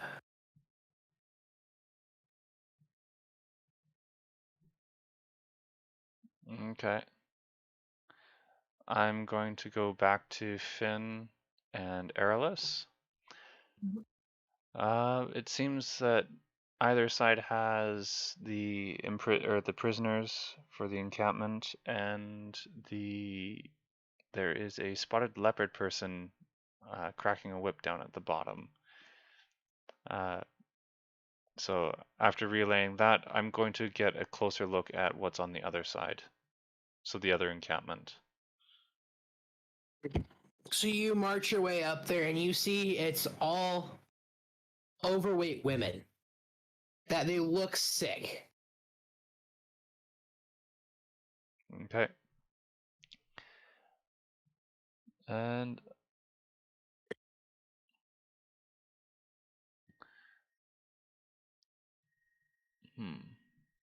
roughly what time would it be now?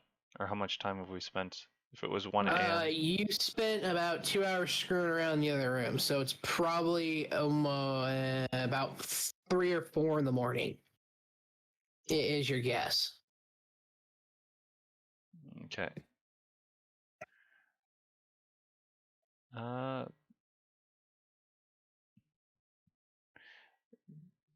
So going back, I'm just wondering if we want to save it here for today, because I don't know if Finn would want, or if Medkit would want to. I think he'd Sure. want to be in for the final part. Yeah, I think so. So should we call it here? Yeah, we can call it here. That's fine. Okay. We got a lot further than what I was planning on. No, that should be good. And then, yeah, we can continue on. And then, yeah, he can be here for the main part. Yeah. And hopefully the other two will be able to join us too, because that would be a good Yeah. Oh, addition. you're gonna love what they've been doing here. Yeah. Okay, so that means next week again at 5:30. Yep. Right.